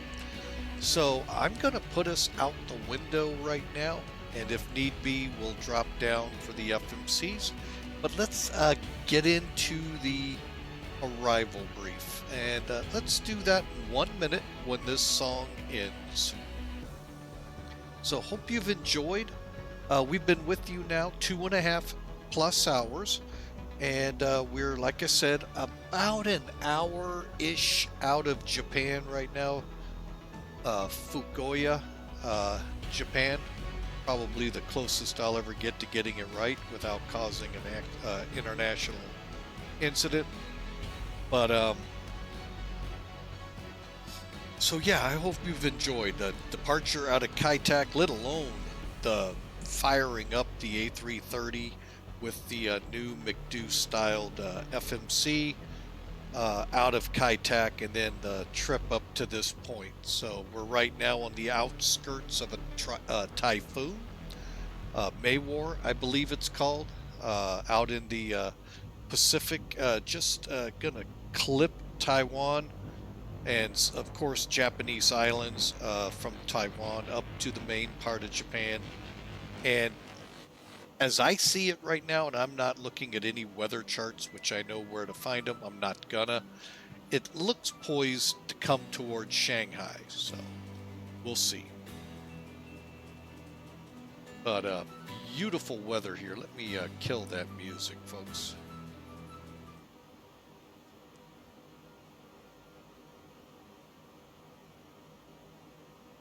All right. So with it, I'm going to go ahead and get rid of VATSIM up top here and bring on some toolkit.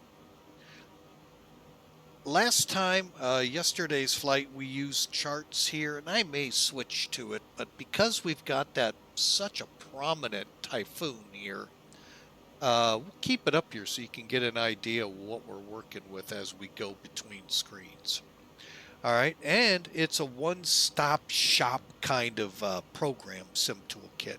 So not only do you get all of the live tracking, flight planning, real-world schedules, all of that, you can also tag in NavGraph charts if you've subscribed to them, SimBrief, SkyVector, many other things here, folks. So yeah, let's go ahead and start this briefing, shall we? All right, first what I want to do is put the METAR currently in place at our airport we're going to.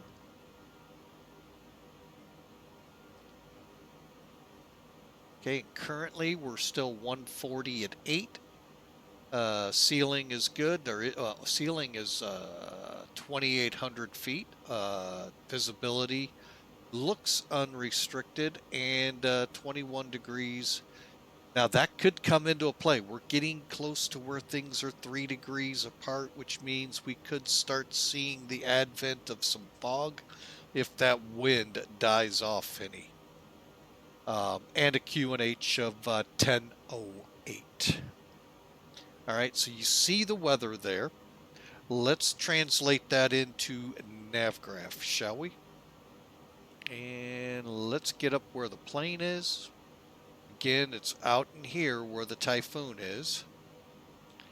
And then we're going to get up here where the actual arrival is. And I am going to try something here. I want to bring in the FMC. How well is that going to look? Okay. Not all the greatest. So hang on. Let's just shift some gears here. Bring up charts.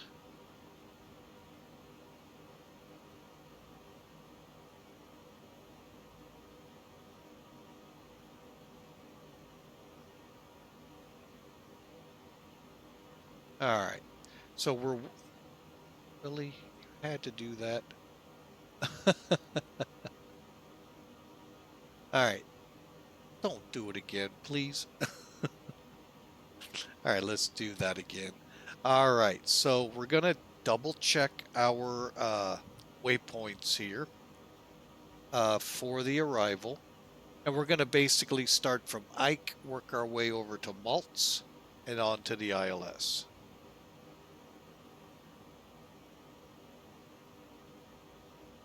All right, currently, unless our altitude restrictions are not in place correctly, we're expecting a top of descent somewhere after Leland and just before Gokoya. All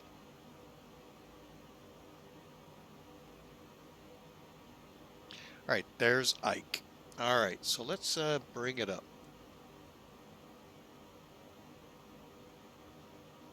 Okay, let's start over here. Work our way down. Okay, so we do have a D-ATIS. Now, the problem is the site I usually go to, folks, does not cover the world, just the U.S. and its territories. So I don't know how to pull this up ahead of time. Now, you can use SimBrief to get some of this data. Let me see if I can bring it up.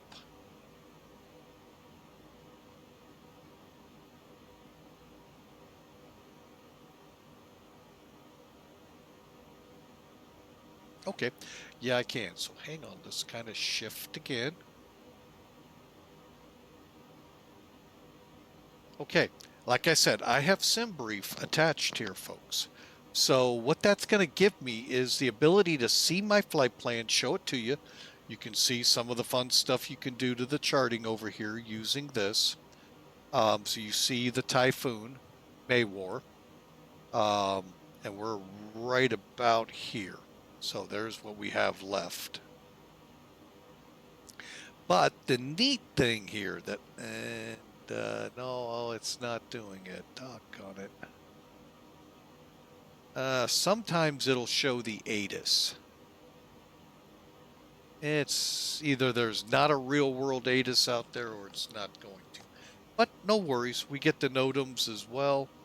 We're not seeing anything really standing out.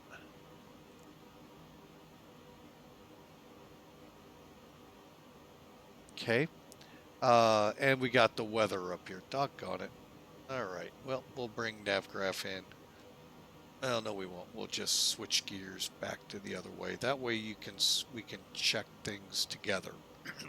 Because you may yell out in the chat, hey, don't forget that. All right, so our transition level is 14,000 feet. That's when we'll set the altimeter to 1008. Okay, it's an RNAV arrival, so we need DMEs, IRUs, or GNS to be able to fly this. We have it all. Radar required. Guess what? We're not having radar service, probably. Okay, and then finally,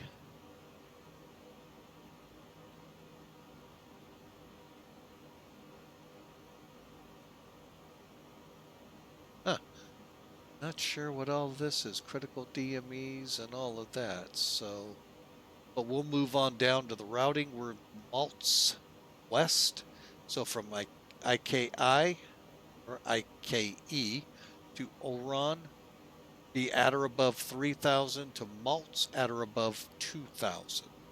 So at this point here, hang on, we'll hide that. We need to be here at 3,000, here above 2,000, and we'll be joining the ILS. Okay. Now, over here, hike. So I'm going to go ahead, click here, and I'm going, okay, so above 3,000's already in. Is there any kind of speed restrictions? No. Okay. So we'll keep up at 240. And back to plan. And we're above 2,000, so that's good. And then we join our ILS, which I hope that's right.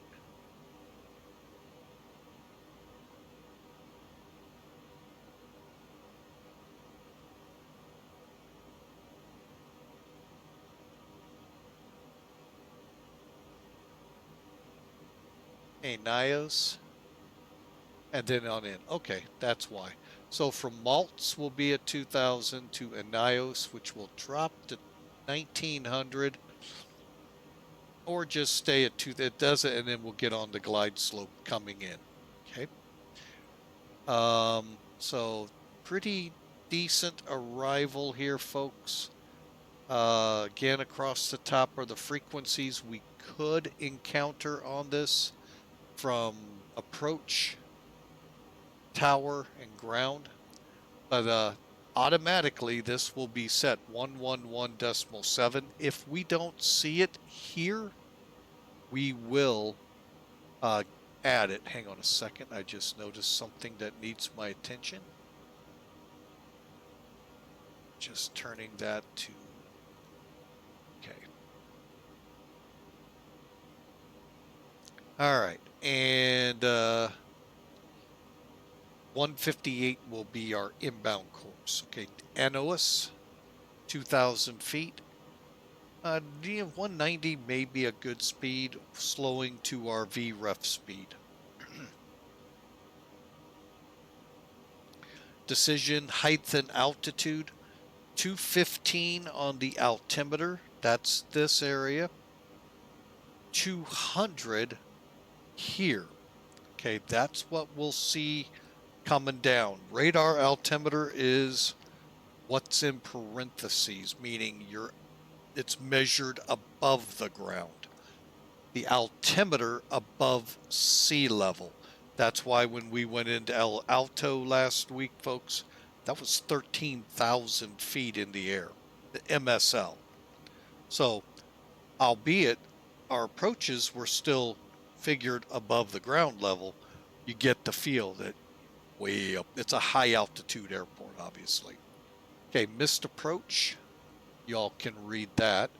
And then some other requirements, 14,000's transition, our minimum safe altitudes, airport right here in each of the 4 quadrants. So we'll be coming up in the 4,600 to 2,300 range. Okay. All right. What I try to do here is try to get these 2 middle pictures what we see. Okay, so we're going to come into Maltz. We're going to be at 2,000, and we're going to start down the arrival. Okay. AINUS will be here at 2,000, glide slope, descending in, as you can see, each of the mile points. And we got a little bit of hill, higher levels of ground to our north and east. Hence why the go around is out to Yamik and then out direct ISE. Okay, down below here again, all it's showing is our altitude where we need to be, MSL. And then this last chart before we get to our minima, this takes our approach speeds, okay? And some airports will tell you how many minutes it'll take to get from the missed approach point to distance 0.9 9, which, whoa. Usually it's from your initial to your missed approach point. But they're not running it that way. But in order to make it, we're going to be around 800 feet a minute. Wow. Okay, we've got an ALSIF arrival approach with Pappies on the left. Here's the missed approach graphically. And then finally, what we have to do to be able to fly this approach. What do we have to have weather-wise? Okay, for all classes of aircraft, we have to have a runway visual range of 550 meters. I think that's pretty close to a half mile. And again, our 215, 2000 in the METARs. These have to be in the METARs, folks. And then if we lose the touchdown zone and or center line lights, we go up to 750. If we lose all of the approach lights, we still have the same above the ground. It's just our visual range increases. And then if we lose the localizer and so forth. So that's how all of this is read. Now, if we have to circle to land to get onto the, let's see, 1.6 would be 3.4, then we'd circle to land. Okay, and then minima with missed approach climb gradients of 2.5 are not established. Okay, so again, we got to watch out for these hills. So there's the chart portion of it, folks. I don't have anything to work with us performance-wise, so we'll get in a little closer before we do that. We just wanted to make sure our flight plan is good. You're briefed on what we're going to do speed-wise. We'll put in at about 100 miles out, so we only have to do it once. And if you see up ahead, we're starting to see some more rain, and that's about 80 miles ahead. So a couple of minutes we'll be into that. So, all right, so let's just continue to ease along. Seatbelt sign is on, folks, so keep yourselves in the seats with your belts on, because we do know we're going to get into some turbulence here. So don't want you to get hurt back there.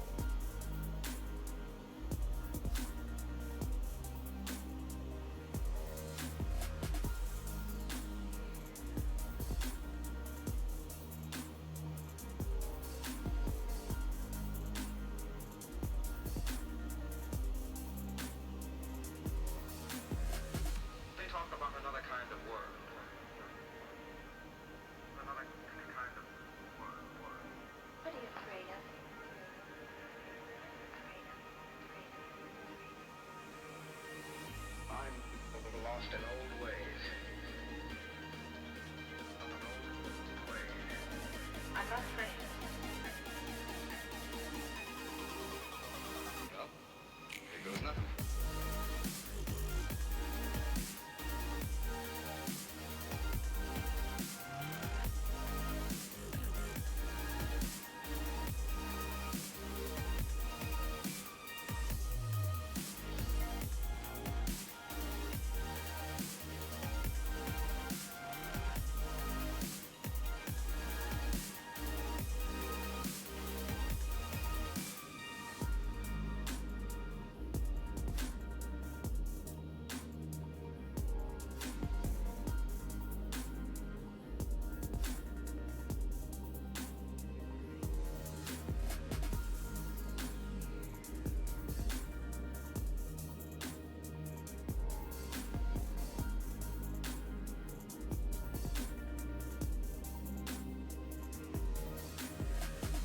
Talk about another kind of world. Another kind of world.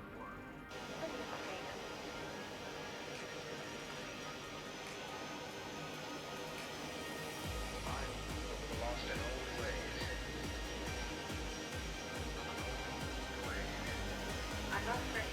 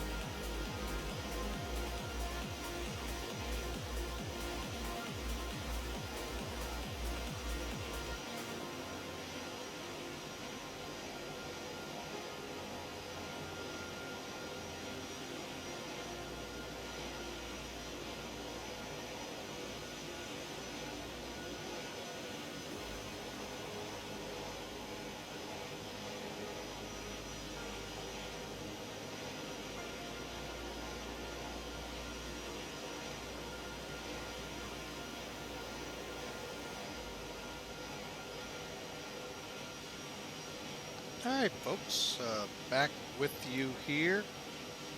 We're standing about 21 minutes out.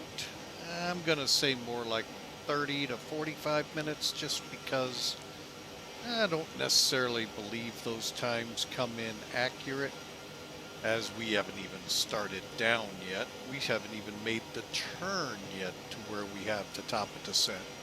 So that's why I'm adding some time in, padding it.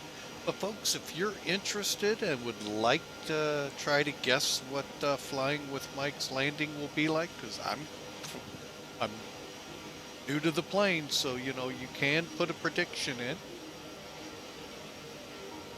And I'll give you the format here as maybe, there we go. Let's see. As I put mine in for myself, basically follow that model. It's the exclamation mark, the word predict, a space and a negative number. And we'll just see, it's a gentleman's kind of deal. There's no prizes. We just kind of get an idea how well he'll do for the landing. Overall, though, since we're now a good, solid 3 hours, 15 minutes into this flight, from the start of the stream to this point, I do recommend the, well, I don't have to recommend it, folks. It comes with X-Plane. You don't have to buy anything other than X-Plane 12, and you get this beautiful plane. Comes with it as a default aircraft, along with the 737 C90, Citation 10, and great scenery, great clouds. There's a whole list of aircraft that come with it, folks. And I highly recommend flying this. There's some quirks we've run into, not necessarily directed at the aircraft, but what's needed to help us with the aircraft.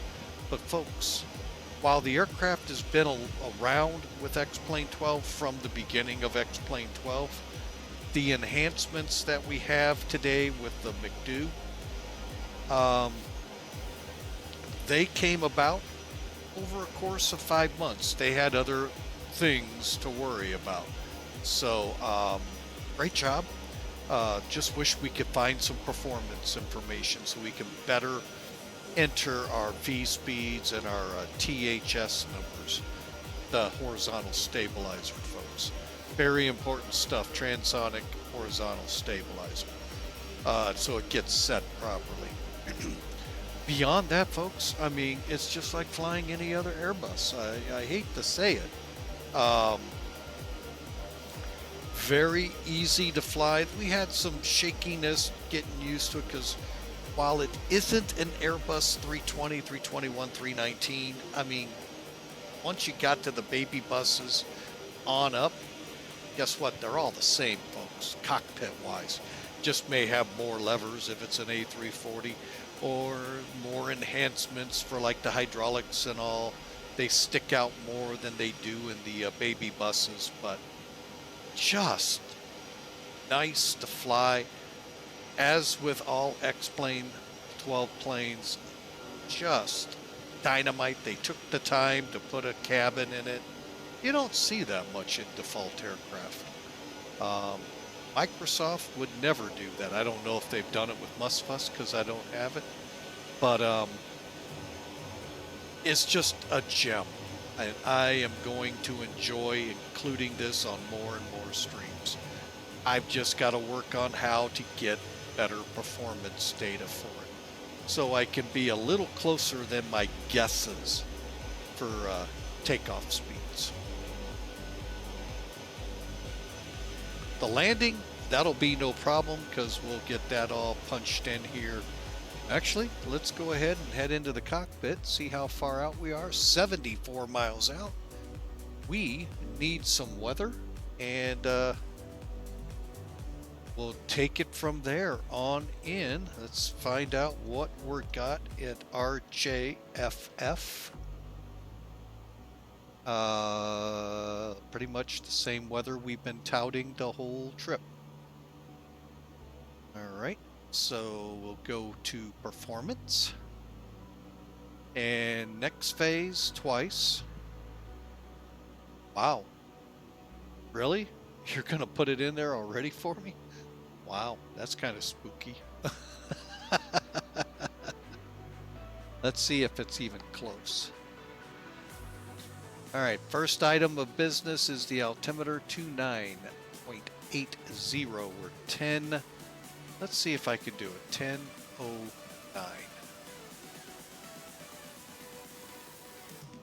All right, be that way. 29.80. All right, doesn't look like it's gonna let me do that. Huh, interesting. Why can't it do this on V-speeds? Okay, we're not going to be able to enter our information, folks. So, well, we'll deal with it. We got a approach speed of 142 and 135. Real quick, bring up charts. And our ILS. So we're going to look at about 745-ish on the glide slope as we come down feet per minute. So about 743 feet per minute. And if the glide slope goes out, that'll get us in for the landing. So all we got to punch in is the MDA or the DH. It's one or the other, folks. You, the pilot in command, make the call. I'm going to put the barrow in. Okay, and it's not going to change anything, folks. The only things that change is if it would let us put these numbers in. What did I have? Oh, it's already out of sight. Wow. 140 at 8. That's what I thought. Let's see if it'll at least let us update the winds, and it's not. Okay.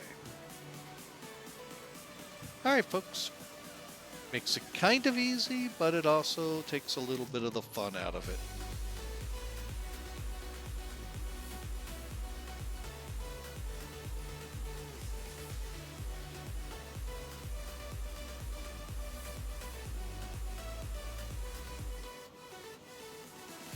All right.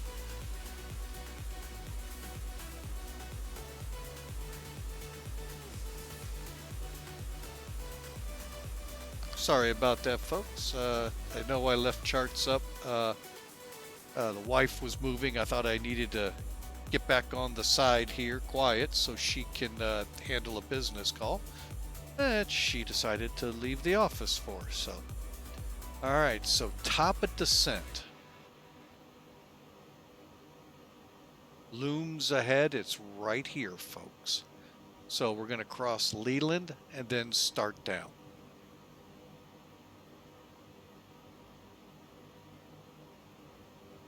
Distance out now 40 miles. I am going to go ahead and set us down to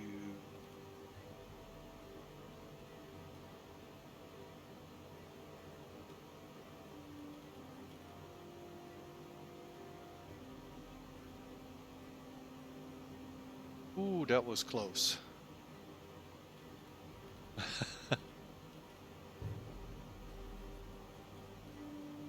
Okay, we'll come over Ike at 5,000. Let me pull the chart up. I know that's not 100% right, but we got to be above 3,000 by Oran, and then we head over to the localizer. All right, so I hope you all are ready. We'll begin our descent checks. Now, I know we didn't run any system checks whatsoever to balance fuel tanks. I don't even know if they're really out of balance. They probably are.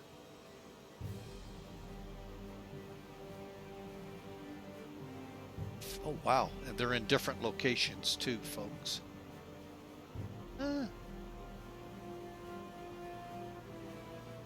That's actually not too bad. Yeah, in a normal bus, it's up here. So there, you're seeing some of the little subtle differences in the planes. But generally, I mean, look at that, folks. That is generally an Airbus setup. And you MD-11 guys. Yeah, you'd be shocked. It's very Airbus-ish. Airbus-ish. I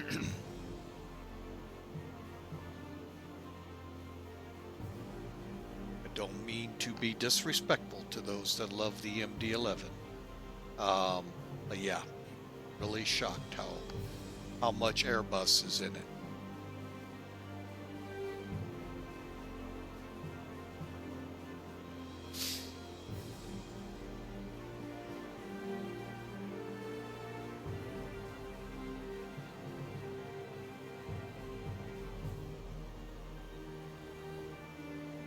Okay, so folks, we are on the timer showing 2 hours 41 minutes into here.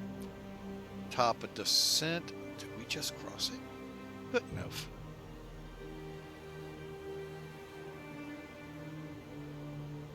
Oh, there it is. It was just in the white hash marks. Okay. I am going to go ahead and pull this back. And we'll extend that one. Okay, rain-wise, looks like we pulled away from that. Need to look one more time at my weather. We're still showing 9s across the board and overcast at 2800. So we could have a little bit of a fun time in here. That is always enjoyable. So, all right. 15 miles from top of descent, we are going to begin by selecting a managed descent.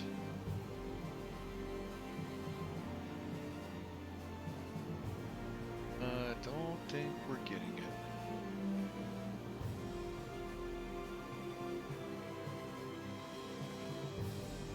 You know what I should have done?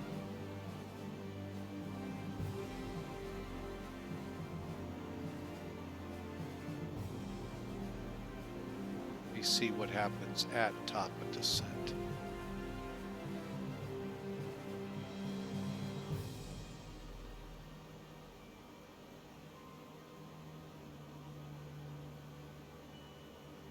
All right, so I hope y'all have enjoyed the illustrious 2.5 hour, well, a little almost 3 hours from Kaitak to RJFF. We're not going to try to pronounce this airport and botch it up. So hope you've enjoyed it. We've got to fly along the outskirts of a typhoon as we got past Taiwan, and now we're beginning to see if it'll descend on its own from 39,000 feet down to 5,000. I'm kind of curious. Oh, something changed. Nothing happened. Okay. There she goes. All right, so a lot of weird things we're not used to, but again, folks, it's default, so you got to kind of expect the unexpected sometimes. But hey, here we go, folks, for like I said, we get too close, we could say the wrong thing on this family channel.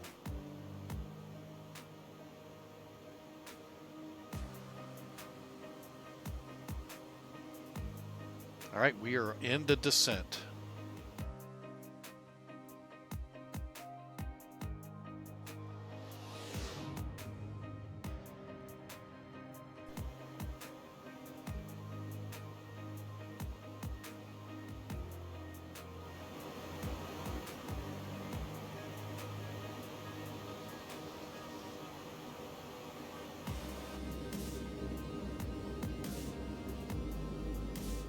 All right, let's go ahead. Seatbelts on. Ladies and gentlemen, this is your captain speaking. We've turned the seatbelt sign on. Please return to your seats. Put those trays in their upright position and sit back, relax as we make our descent into weather in the Japan area.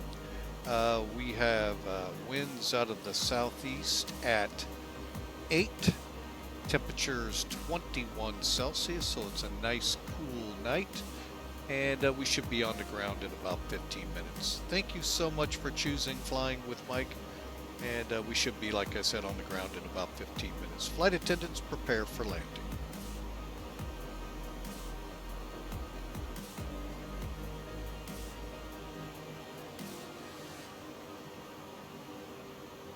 Okay, airspeeds are good. We're looking good down the descent here to 5,000. I could extend this out, see where that puts us. But I can't. Can't see the hockey stick that I'm looking for, so, all right. So we'll just keep this 2,400 foot a minute descent. It's gonna be loud. Start into the tops of these clouds.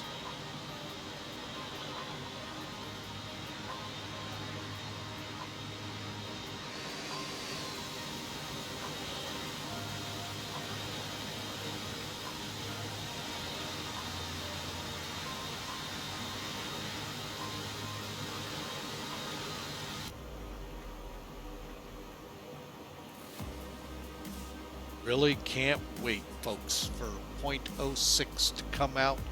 The talk of cirrus clouds. Not sure what the meaning behind the pyramid clouds, what if they're going to get rid of them, have found how to get rid of them, or what. So I'm really looking forward to the weather changes there. Plus any other changes that they do either to the Airbus or any of the other aircraft. So that's coming here soon. I think that's in June. But I don't know how all of this works, so updates and all. I just enjoy trying out what they bring out.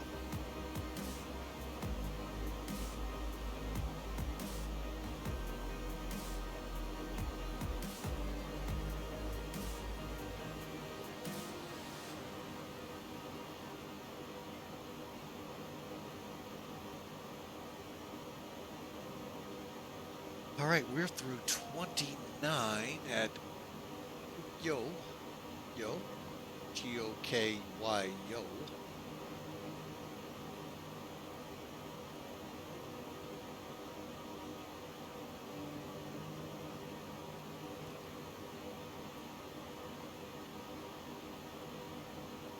All right, so I hope you enjoy the arrival here, folks, as we descend on in for our arrival at Romeo, Juliet, Fox.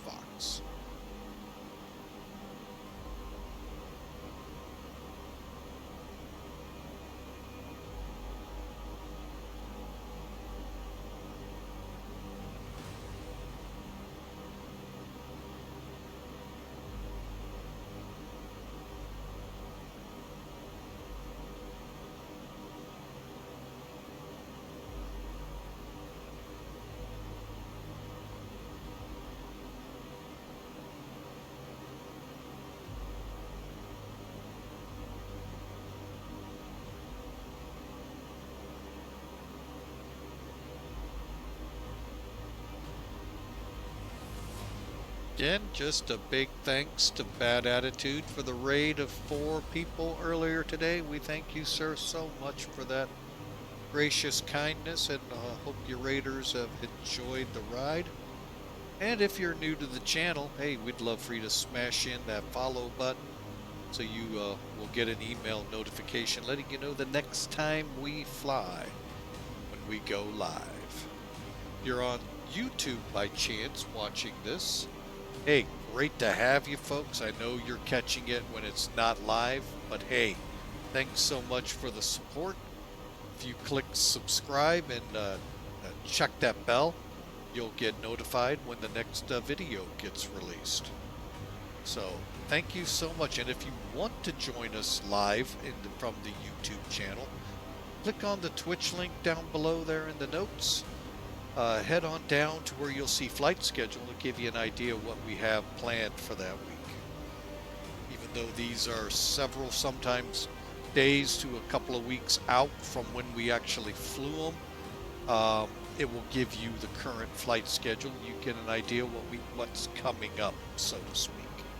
So, or head over to our Discord channel. We have a flight schedule there as well. So, thank you so much, one and all, for joining us, being a part of the stream, supporting us just by your presence. And we're glad to have you aboard.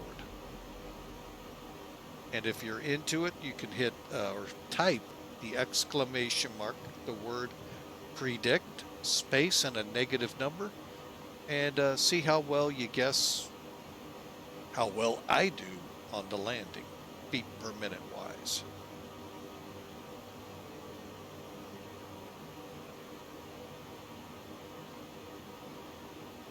All right, so let's see where we're at now. Coming into 18,000 feet, transition is 14,000. Ooh, looks like a lot of rain off to the west side.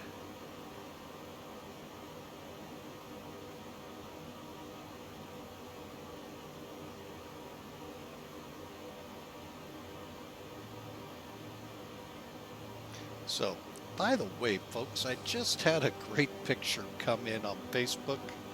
The world's largest pizza.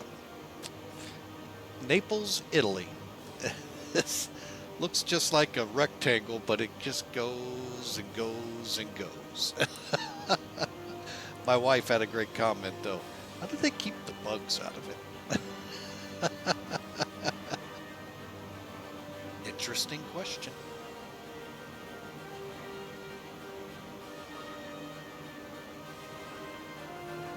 But yeah. Let's see here. We're 18,000 feet. Let's go ahead and get those wing lights on. Seatbelts are already on. We're coming on down. But yeah, look at all of that rain. Getting ready to come ashore 18,000 feet. on the southwest side there of Japan. Wow.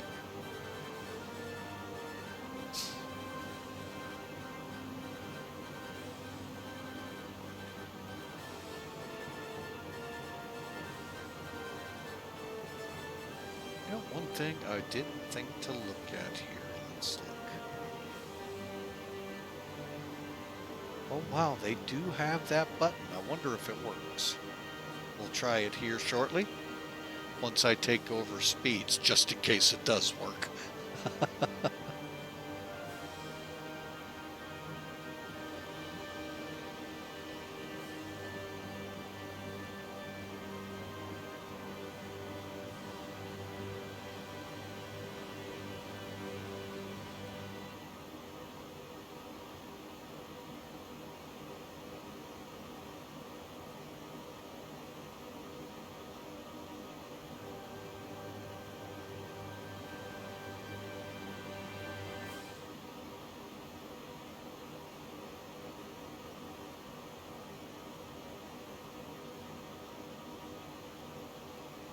All right, folks, we'll end the music, get into a more sterile cockpit here as we get close to transition and work our way on to our kind of a nervous wreck here. I don't think we're going to get down to 5,000, let alone 2,000 by our point.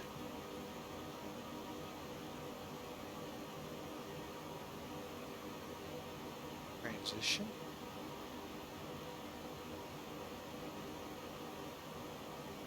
Hang on a second, double check my reading here.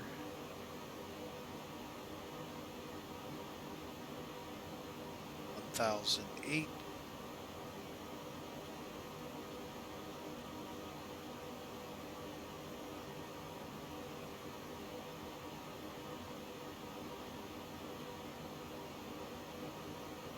Okay.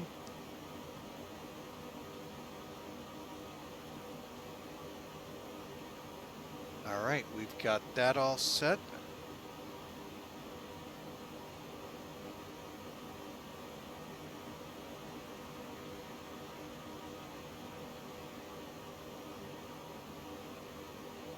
Yeah, I'm just a little nervous here, folks. Well, we're about to slow, so let's see. I don't see anything telling me where I'm gonna be on here.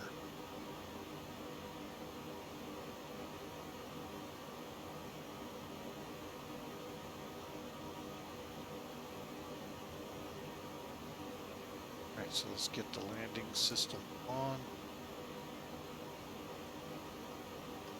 Localizer for today is 111.7. That's good. And constraints. Flies over here.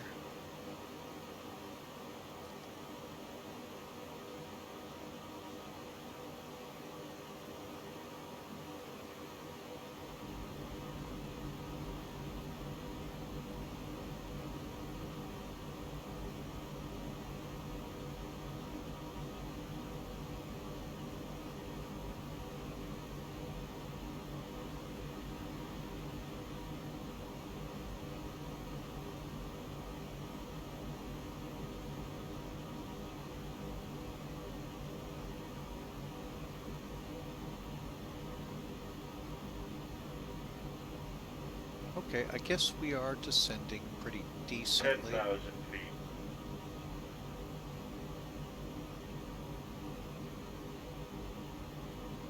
Okay, hang on. Pull the speed brakes back in.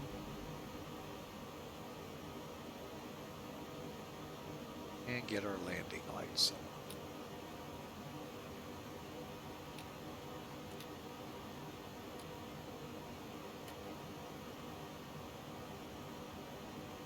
Okay, we are in the soup again, folks.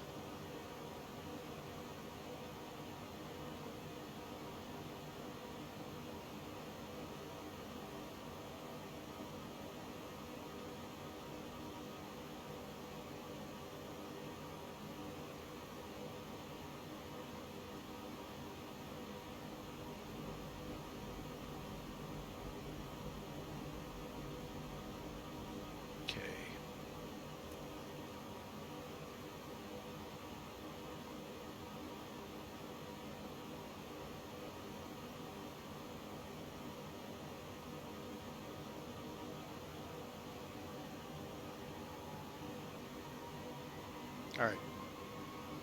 Just because it's me.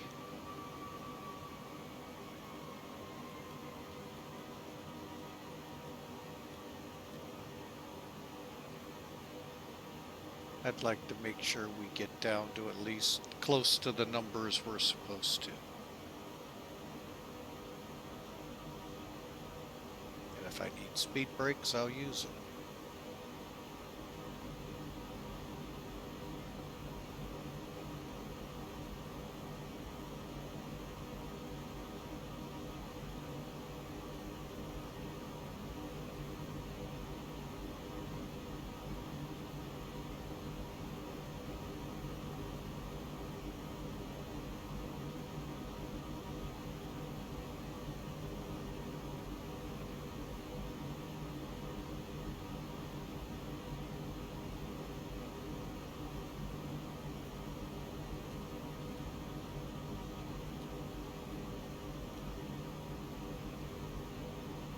Okay, 220. Let's see if that works. Far so good, it does.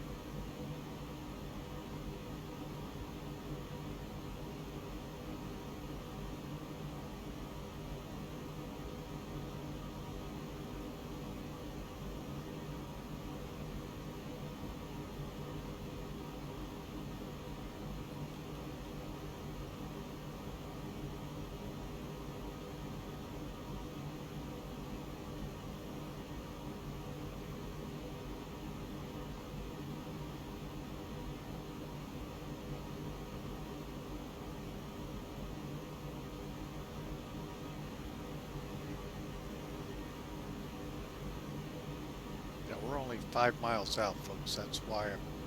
Granted, we're still perfectly fine here.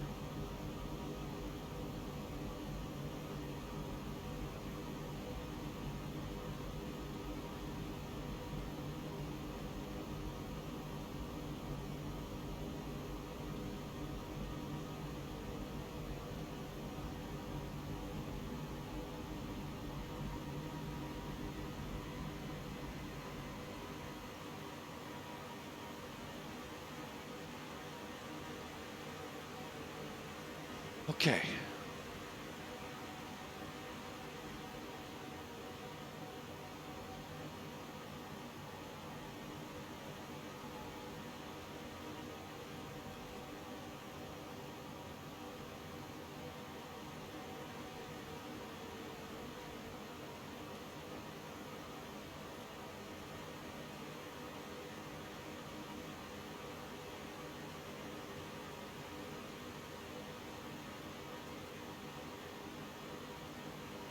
Okay, so Maltz is 11-mile final, folks.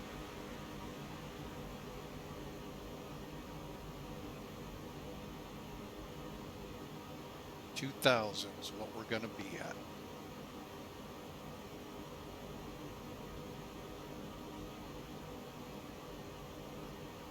IFO 158. Okay, we are set.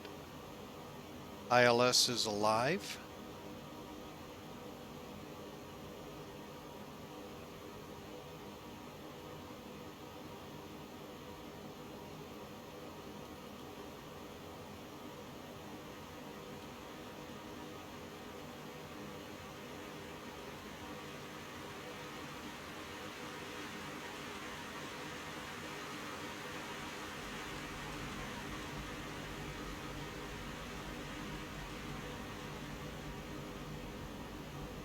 Why not?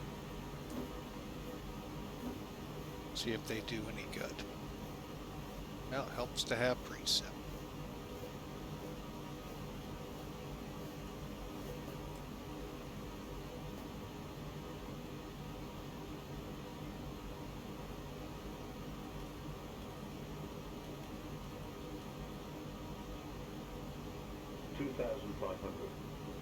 $2,500. Okay, here we come. Gonna go flap some more.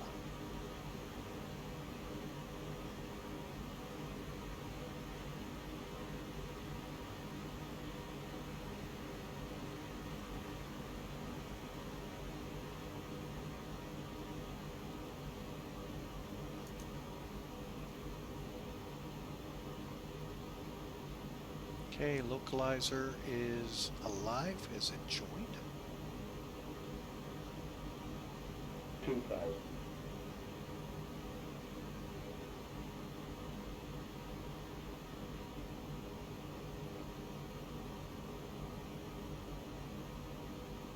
Gone down to 160.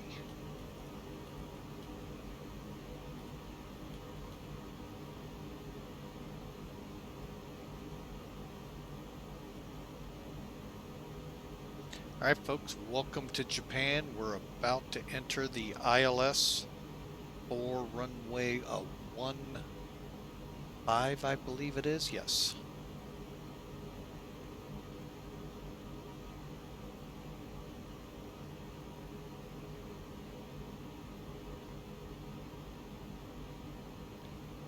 Fukuoka traffic, Cathay 588 on the ILS. 11-mile final, runway 15, gear down.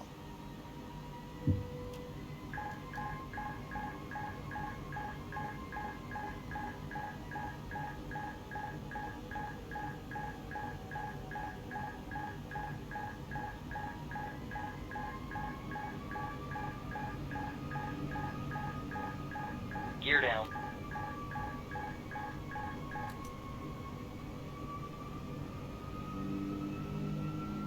Oh, that's nice. Auto flight came off.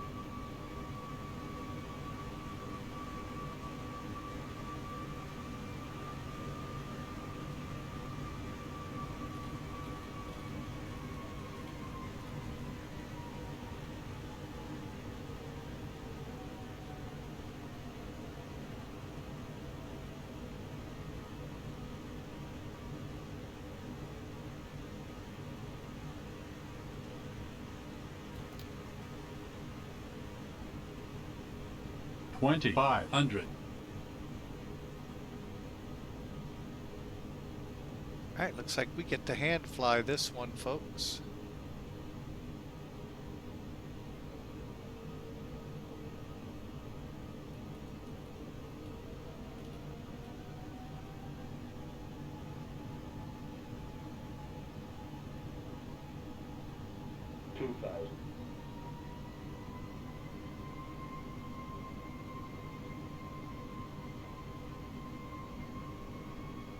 Oh, I believe I got a runway in sight, folks.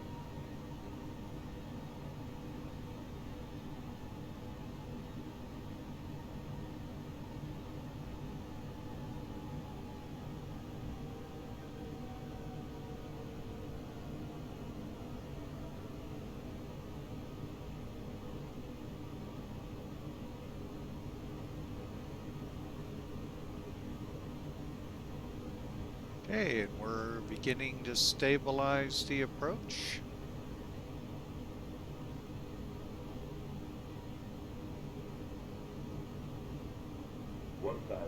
One thousand.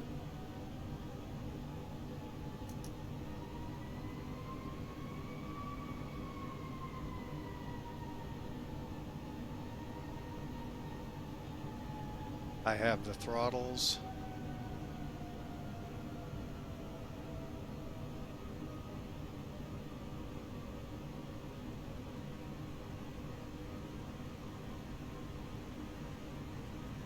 And Fukuoka traffic, Cathay 588 finals 15 500. down.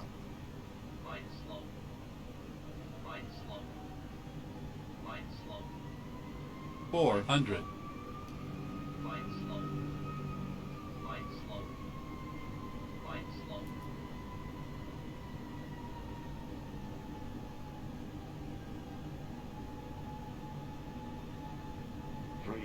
300. Not a fun plane to hand fly, I'll say that much. 200.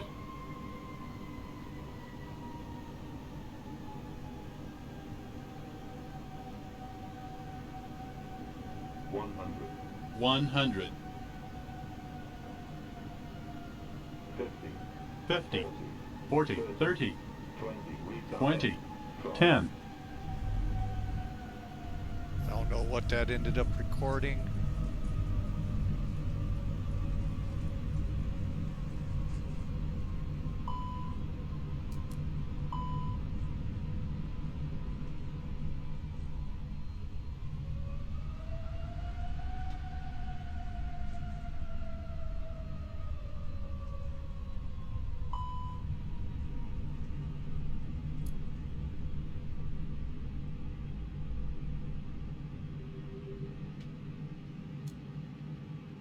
Come on. First yet?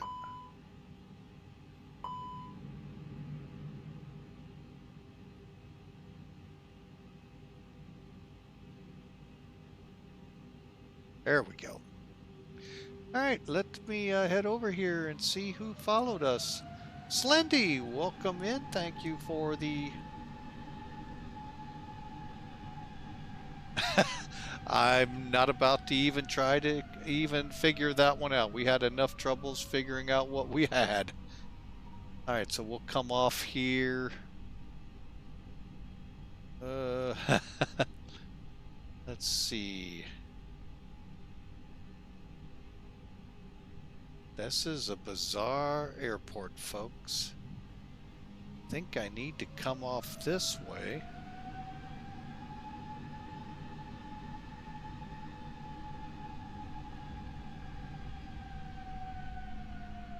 I kind of heard what you're saying, but I also heard the Airbus, so I don't know 100%. And this is the default, so I'm not about to even try to figure a lot of things out when it comes to default versus, you know, what a mod developer could do to clean it up. But hey, I want to say thank you for the follow, and look forward to seeing you on future flights. Unfortunately, this is the last one of the week because I'm on a 48-hour shift. Coming off Friday into Saturday, I won't know how alert I'll be or for how long it'll take to get to some coherency to fly after working 48 hours out at the airport in the firehouse. So we'll see. Let's get this thing cleaned up. What do you think? Let's get some flaps up.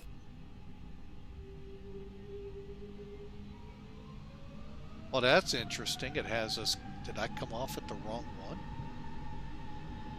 Well, I think I did.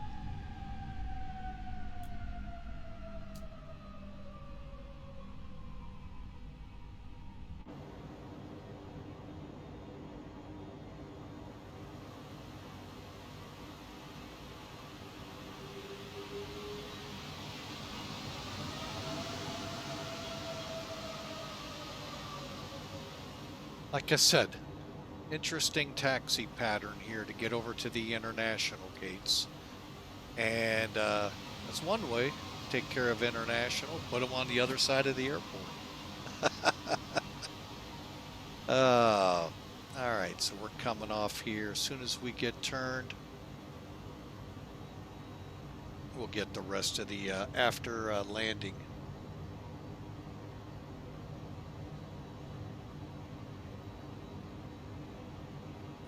No, I did not get it on stream. On Steam. Let me try that again. No, I actually went to the X-Plane site and bought it there. So I didn't do any Steam or anything like that with it.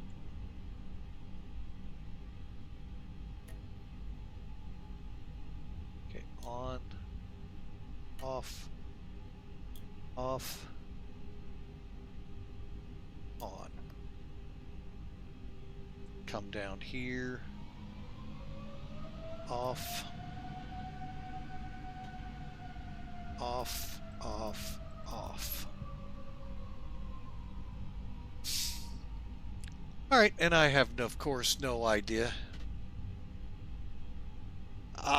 I just haven't put Steam on my new computer here. Well, it's 3 years old now. I just never put Steam on it. So that's why.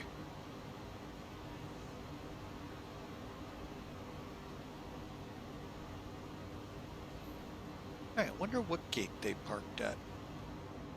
FlightAware doesn't do that for overseas, or at least I don't remember seeing it.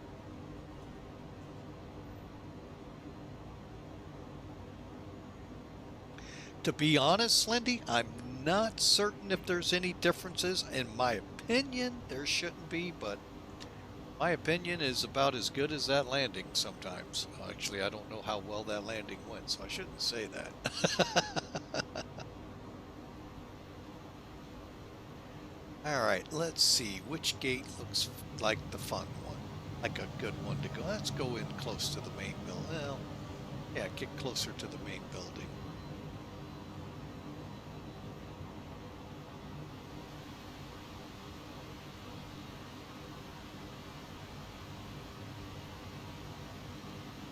A lot of things weren't on my side on that one, Slendy, when the auto flight disconnected abruptly and not expected.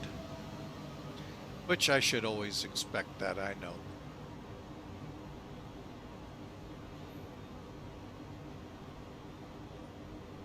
Let's take 57.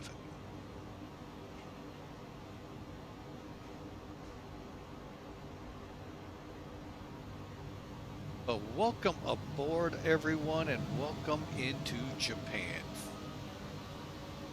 Yuko, I don't even know how to say this place. I've always wanted to fly in here. Yeah, today is the day. Been 20 years in the making, but I've never been in here, folks.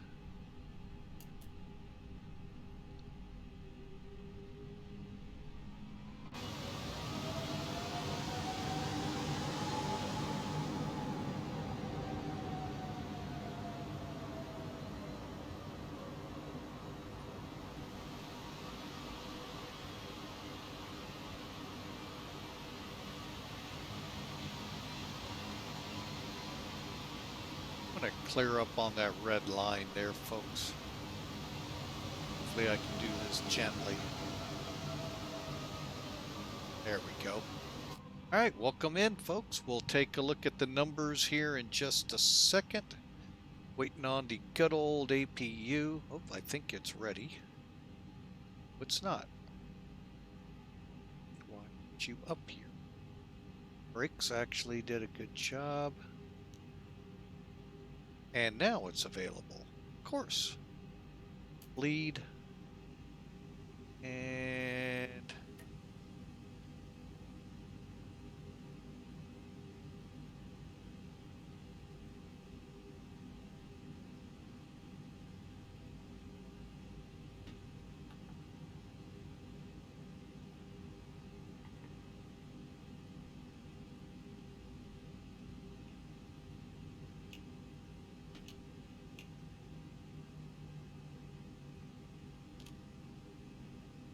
all right, folks, just getting the last things wrapped up here.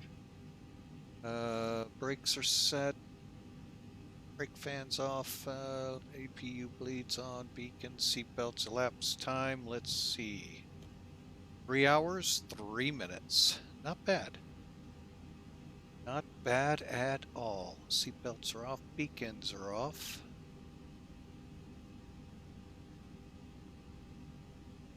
Okay.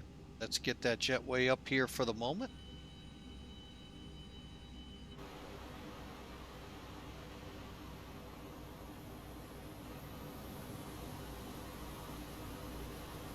And we'll get the door opened.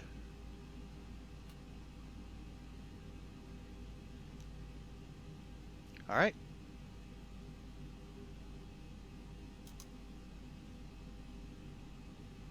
Wow, that was a fun ride, folks. Mac Air has us at 311. That's not bad, so we'll stop the flight, unlike what we did yesterday and forgot to. I didn't even go in and see if they approved that.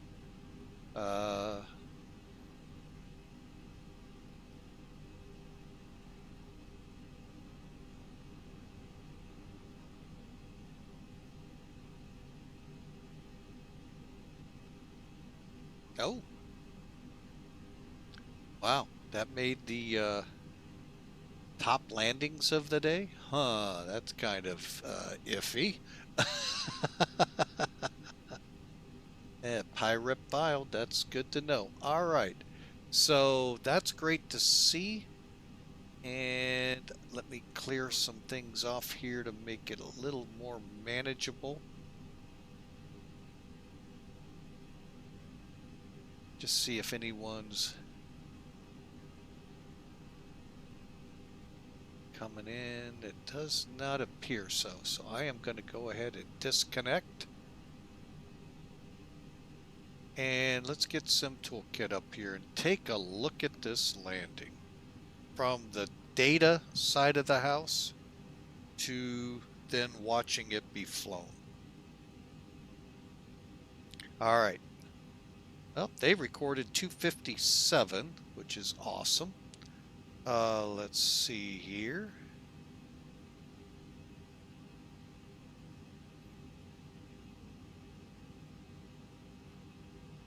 It looks like I was the only one to guess because there's no one else. All right. So, looking at Sim Toolkit, you can see where the autopilot disconnected and I had to fly it onto the localizer. Oh well. But yeah, folks, we're here. And finishing the flight in Sim Toolkit is okay. And then we just click the flight. you some details. And there's the beginning of the numbers. Okay, so we flew 3 hours, 4 minutes according to Sim Toolkit, 1,000, almost 1,100 miles. There's the en route fuel used, 257, 135. I'm going to do a real quick check outside here. If it'll show it, I don't know if it will now. Nope. Darn, I was kind of hoping it'd show what we were supposed to be at. Oh well. I'd have to go back in the video. Have no idea. All right, so now here's the one that counts, what I call the counts. This gives you the metrics of your landing, so you can get an idea. We were supposed to be at a 158 heading. We were 155, so we were 3.2, and I think that was because we were a little bit of S-turning at the end to get it into the center. The pitch was 2.8, and I think 3 to 6 is your usual to land. Overall, folks, a 1.1 G landing is pretty good. They're going to have a hard time feeling that in the back. But what I like is this right here. Where did I actually touch down? So here's where you're supposed to, from this line, it's a white line here, folks, where the blue dot is, out to here, these hash marks, that's your landing zone on this 9,100-foot runway. Okay, so if you land between that blue dot, which obviously isn't there in real life, from the white line out to that last hash mark, you've done your job, you've landed in the landing zone. Okay, each of those hash marks, if you're curious, is 500 feet apart. So it can gauge yourself down the runway. As you can see, let's call it 1,600 feet down the runway, and we were just about 3 feet off the center line to the right. Folks, that's a good landing. Now, these hash marks let you know how far down the runway you landed. Conversely, they tell you how much runway is left at the other end. Oh, wow, they shortened it. Used to come all the way out to here. Wow. Again, I haven't ever been to this airport, so if you start seeing those hash marks on your landing, folks, at the other end of the runway, yeah, you might want to start putting your feet down on the brakes or stick them outside the plane like Fred Flintstone did in his little car to stop. All right, so let's get rid of Sim Toolkit. And the good thing here is there isn't much that we have to disconnect or pull away from the plane to try to do a rewind. Let's see if the sim will allow us to.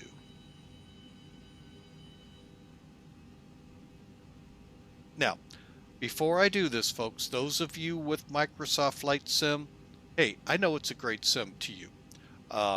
I got other reasons than just the sim itself I stay away from.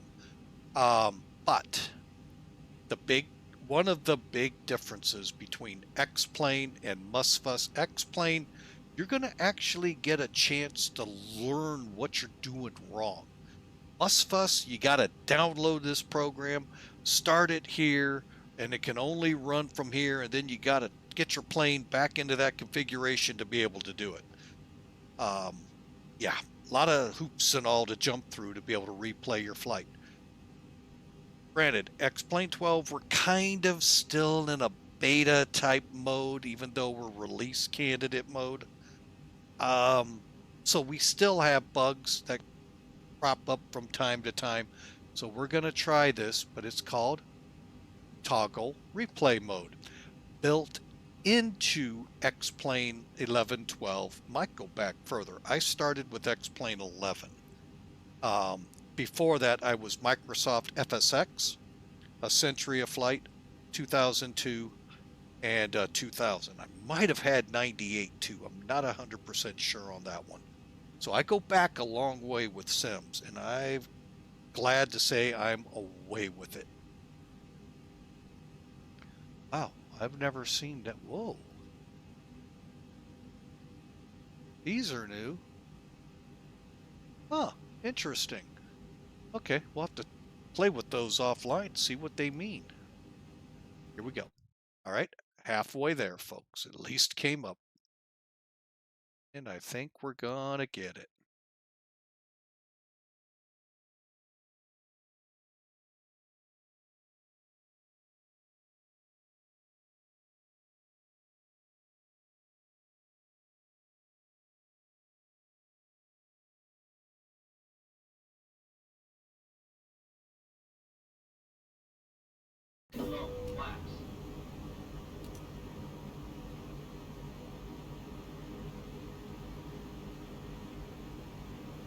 All right, let's get some appropriate music on here and try some learning.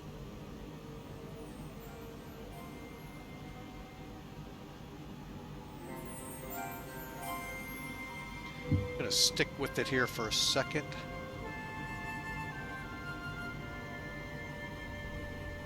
Because this is when we lost auto flight. Don't know what we did wrong. Other than it's a weird plane.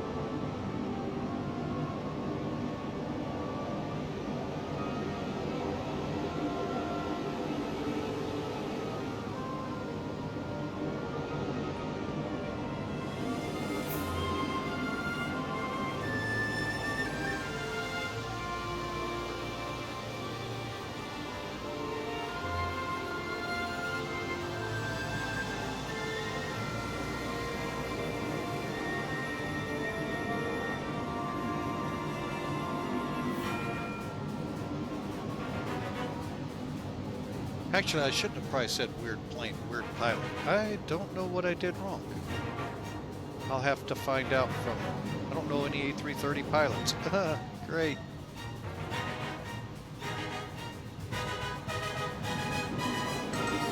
Other than the fact I feel like I couldn't control the plane.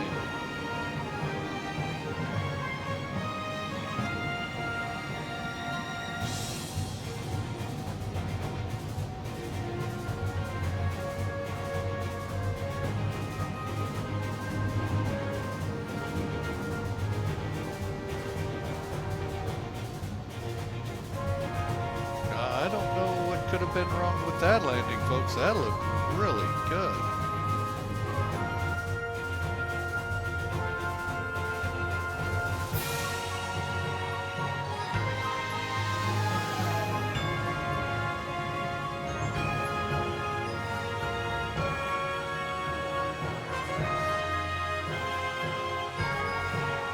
Wow.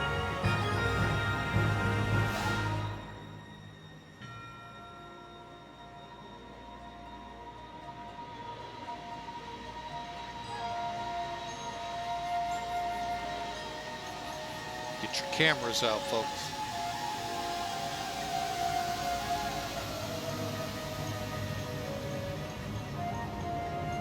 Love doing that. Again, looks like a beautiful landing. I mean, 250 feet a minute is a good landing, folks. Let's see what the passengers thought.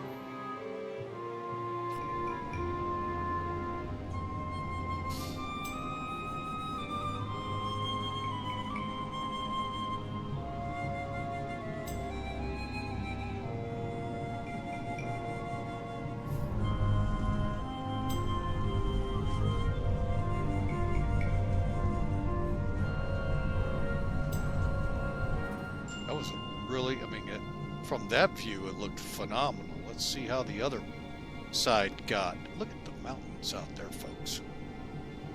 Surprise, it is very hilly here.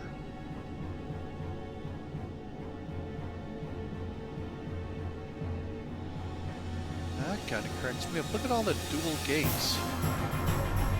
Look at that landing. Oh, just beautiful. I think we parked on the wrong side, folks.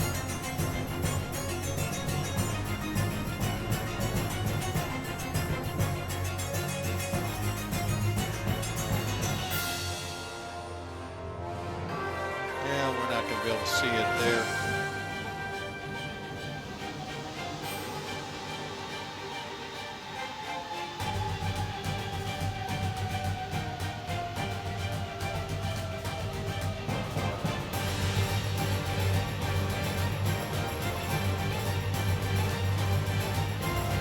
again, we had troubles with the reverse thrust not coming.